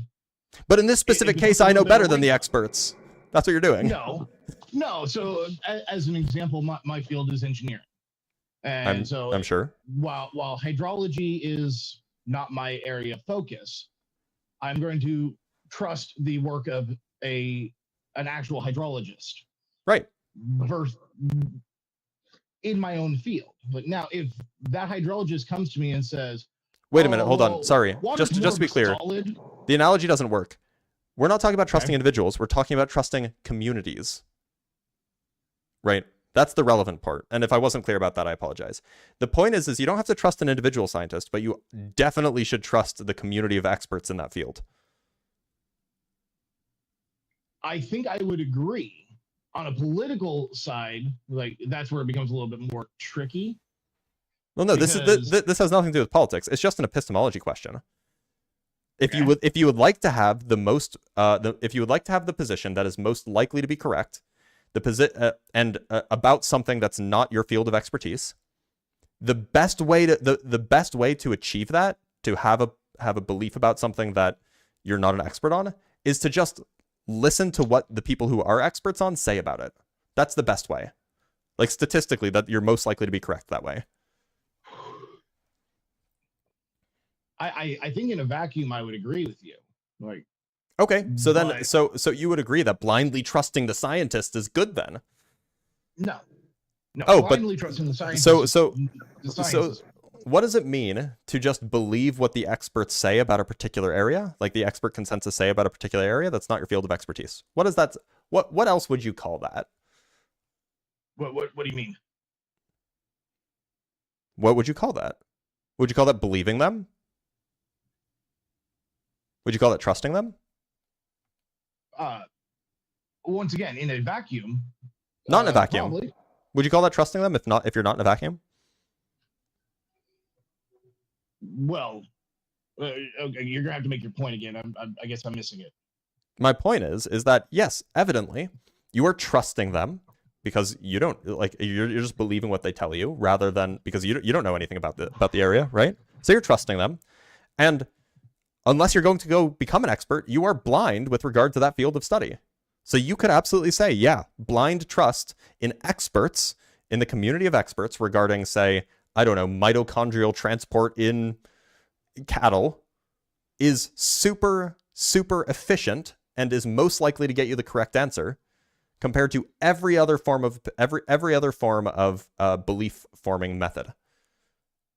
The only way better, by the way, would to go become an expert in the area. Which depends on what you mean. Get a PhD. You still there? Get a PhD in the area. Yeah. Oh. That would be the only better way. Well, see, and I would care about results more than your degree. So for example, the scientist with a bachelor's degree from Podunk University who discovers a new strain of bacteria, you're gonna be more knowledgeable in that field than the PhD who has never touched it. Now, why I say in a vacuum is because, well, yes, I think the majority of people look at it and go, okay, well, this is what doctors are saying to do. This is what dietitians are telling us to do. This is what this scientific consensus is. Like, but once you do it and you realize, oh, this didn't work out the way I was told, now you're gonna have doubts. Yeah, so here's the point. You should trust the scientists, don't trust politicians. You can trust the scientists without trusting the politicians. So the analogy that you're drawing with regards, which I imagine you're getting to with regards to climate change, is irrelevant because the scientists haven't been saying what the politicians have been saying. Exactly. So trust in science, good.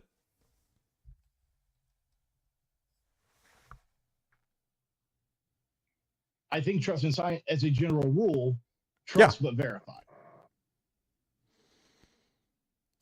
How do you verify it if you're not an expert? You don't have to be an expert to test the conclusions. Sure you do. JT, okay. Can you verify for me that the that the strong coupling constant for quantum chromodynamics decreases with increasing energy? Can you verify that for me? No. Do you even know what I just said? No. Okay. So how are you expecting yourself to trust or to verify something if you don't even know what's being if you don't even know the meat of what's being said? Well, once again, now you're taking it to an individual level, though. I thought you were saying no, you shouldn't do that. So you don't have you don't have to trust individual scientists, but you should trust the scientific consensus in a particular area. And so if the scientific consensus told you that, how would you go and verify it? Well, okay, I think it kind of comes down to what are you defining as the scientific consensus? So as an example, how about this? What is taught to grad students by professors everywhere in the world? Okay. That's one way that you could definitely capture scientific consensus that way. Okay. So how are you gonna verify that claim? No, okay, so how am I going to personally verify Yeah. that claim? Yeah. Because you said you on said a person individual should. level, it's not. You On said a individual person should level, it trust doesn't but matter. verify. You said a person should trust but verify. So how are you going to verify it? Well, it depends on the exact circumstance. The one I that just you gave mentioned, you the exact. I just gave you the claim. How do you verify it? Oh, on the level of the individual, I don't know. I would probably have to find someone who was an expert in that field. Oh, so you go to an expert to verify. You're making my point for me. Trust the experts. Well, it's easy. Then why would you go to an expert if you don't trust the experts? Well, once again, on your very, very specific claim. Yeah, all scientific claims sound like gobbledygook if you don't know the field.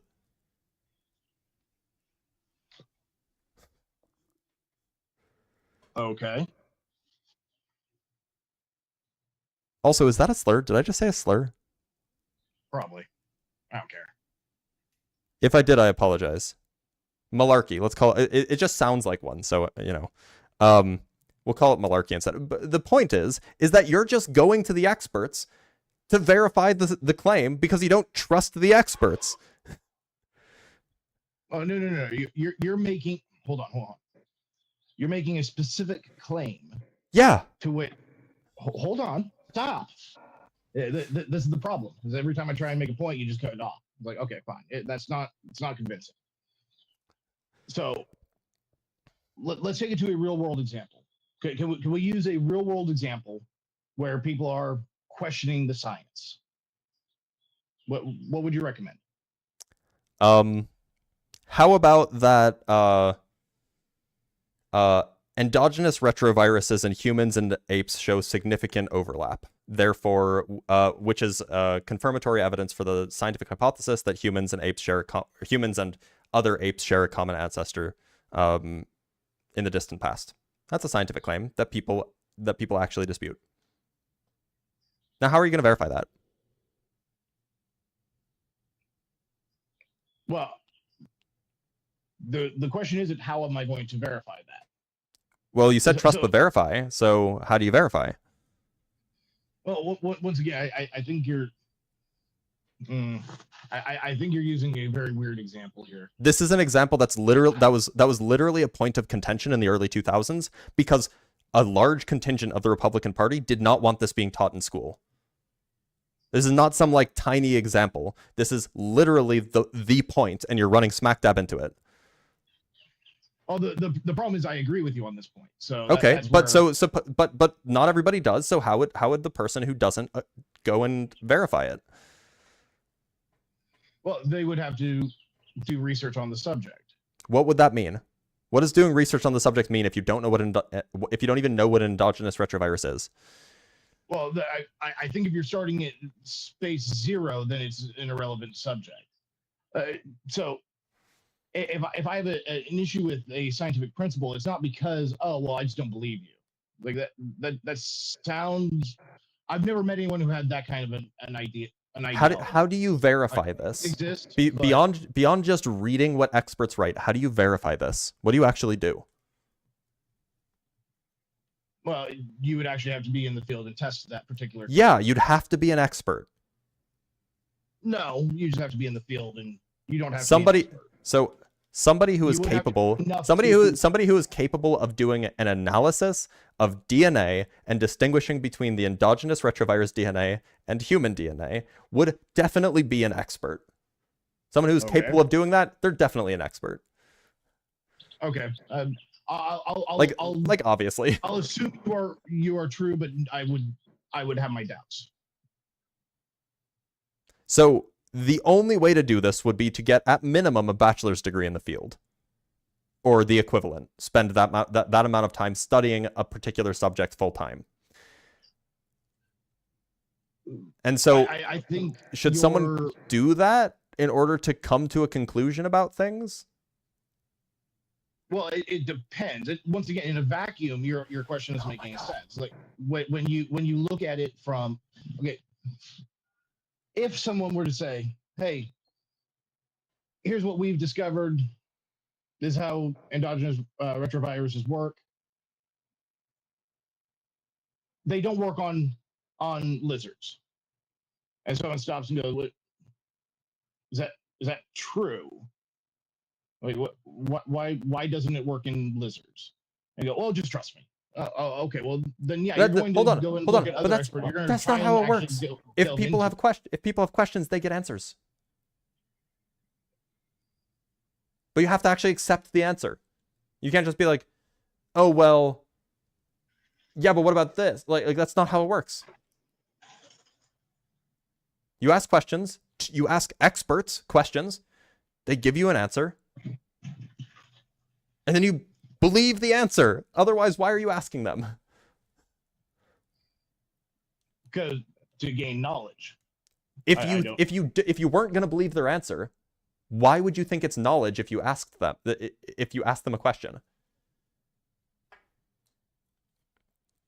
I don't understand the question. Look, so suppose that for some reason they say that, well, this endogenous retrovirus method of like figuring out ancestry just doesn't work on, I don't know, on like fish for whatever reason. Suppose that's the case. Expert says this. We use it for humans, we use it for mammals, it doesn't work on fish. And then person comes up and says, "Oh well, why doesn't it work on fish then?" And then they say, "Oh well, fish have a different genomic sequence, and they're not as receptive to receiving endogenous retroviruses. They don't catch endogenous retroviruses as easily, and the way that their gametes are blah blah blah blah blah blah." They give some explanation, and then what do? Do you believe them, or do you not believe them? Yeah. Well, and in your specific hypothetical, yeah, you'd believe them. In theory, which means that you're just trusting the experts. No, that's not the same. No, but it's literally that. You asked an expert a question, and then they answered, presumably relying on the expert consensus. And if you get a second answer that's different from another expert, you're not going to just trust both of them. You're going to want to know more information. Yeah, and then you go study it. That's fine. Yeah. But people don't do that. People just say climate change isn't real. Climate change is a hoax. Humans aren't causing it. People just say that. Who aren't looking into anything at all. Okay. That's like mostly MAGA. I don't get the point. That's like mostly MAGA. Oh, okay. That's like a MAGA problem. You can just go look at what percentage of MAGA believes that evolution is real, and it's like astoundingly low. It's way lower than you'd hope. And so do you think that they're actually like seeking out different experts and asking hard questions and getting different answers? Or do you think that they're just like saying, "No, I don't trust them"? Well, no, I think in the majority case, they're being told political answers about what science supposedly says. And they're not trusting it because they've been lied to over and over again. And I think so they're not trusting the scientists into this at all. So they're not trusting the scientists then? Oh, they're not trusting the political regurgitation of the science. That's not the same thing. Do you think that they're trusting the scientists? I think the vast majority of people do, whether consciously You'd be surprised. Or not. You'd be really surprised. Okay. Like I could show you a poll of like trust in scientific researchers, and like amongst MAGA, it's like wildly low. It's like disturbingly low, actually. Let me see if I can find it. It's from Pew Research. Okay, so as of 2024, like 60%, actually, no, I'm sorry, I'm reading this chart wrong. As of 2024, like 11% or 12% of Republicans, or even people who lean Republicans, trust scientists a great deal. Okay. Compared with Democrats, where it's like 40%. And for those, the poll also included whether you trust scientists not too much or not at all. It's like nearly 40% for Republicans, and it's like 12% for Democrats. Like if you're a Republican, you're like more than 3 times more likely to just not trust scientists at all if you're a Republican. Or answer that question depending on how it is posed to you anyways. The question was percentage who have blank of confidence in scientists who act in the best interest of the public. And the fill in blanks were a fair amount, a great deal, not too much, or not at all, or none at all.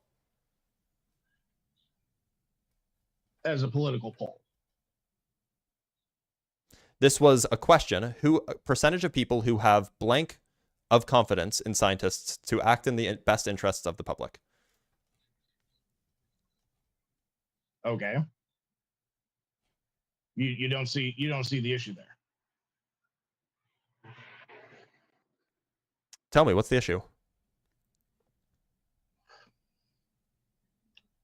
Actually, here's another. Go ahead. Actually, yeah, go ahead.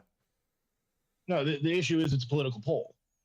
It's a Pew Research. What do you mean it's a political poll? It's Pew Research. It's nonpartisan. Yeah, sure. Okay. Yeah, Rasmussen's non-political. Yeah, and here's the conspiracy. So as another part of their poll, they put together data on the percentage who say each of the following statements describes most research scientists well. 50% of Republicans or people who lean Republicans, or nearly 50%, 48%, said that honest is not a characteristic that describes scientists. Okay.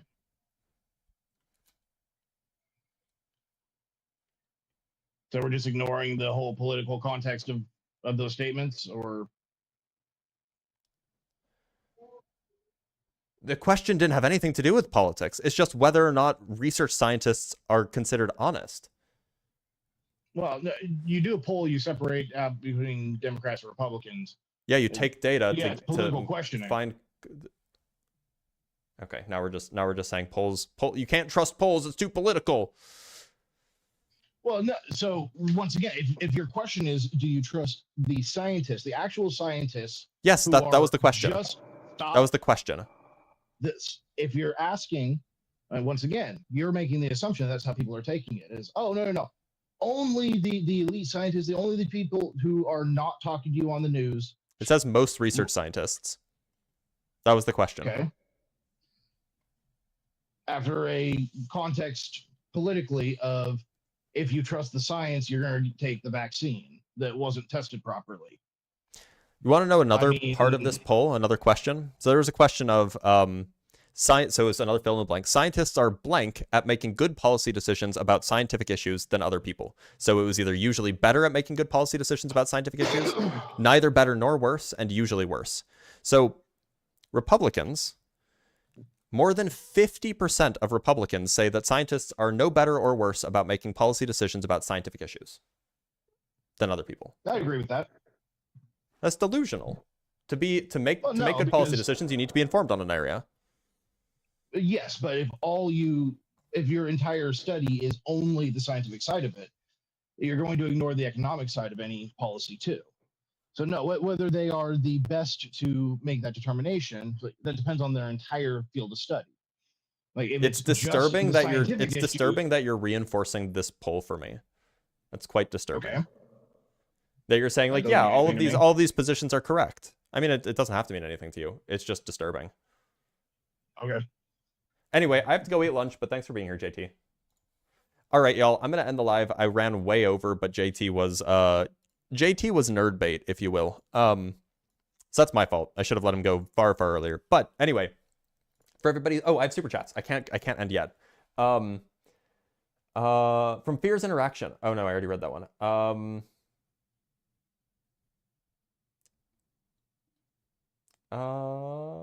Yeah, okay, here we go. From John Jackson with the $5. The problem with climate models is that they adjust the causal power of variables until they align with past data. They haven't predicted anything. Oh, they have. 14 of 17 of the large climate models in the last 50 years made accurate predictions about the future. John Jackson with the $2. What about Operation Stargate? It's very large. I don't know what you're talking about. John Jackson again with the $2. Vaccine skepticism increases with education. Okay. I don't know if that's true. Jamnik with the $5 says, Dr. Blitz, what's with all the simplistic assertions you're making in a vacuum? Do they suck as much as this caller's anti-science arguments? Yeah, fair point. And then John Jackson with the $5. Well, I do appreciate people disagreeing with me, sending me money. There is no climate consensus. It's a political consensus about what to say to get funding. Scientists have pointed to major problems in the theory. Okay. Well, climate scientists disagree. So I will listen to them over you, a non-climate scientist. So those are all the super chats, but thank you guys all for being here. We'll be live around the same time again tomorrow, around 9 a.m. Pacific time, around 12 p.m. Eastern Standard Time. I will. Oh shoot! Did I have a meeting? No, I think I have a. Hold on. Got to make sure. No, I will not be live as late tomorrow. I will start earlier. But I'll still see you guys tomorrow.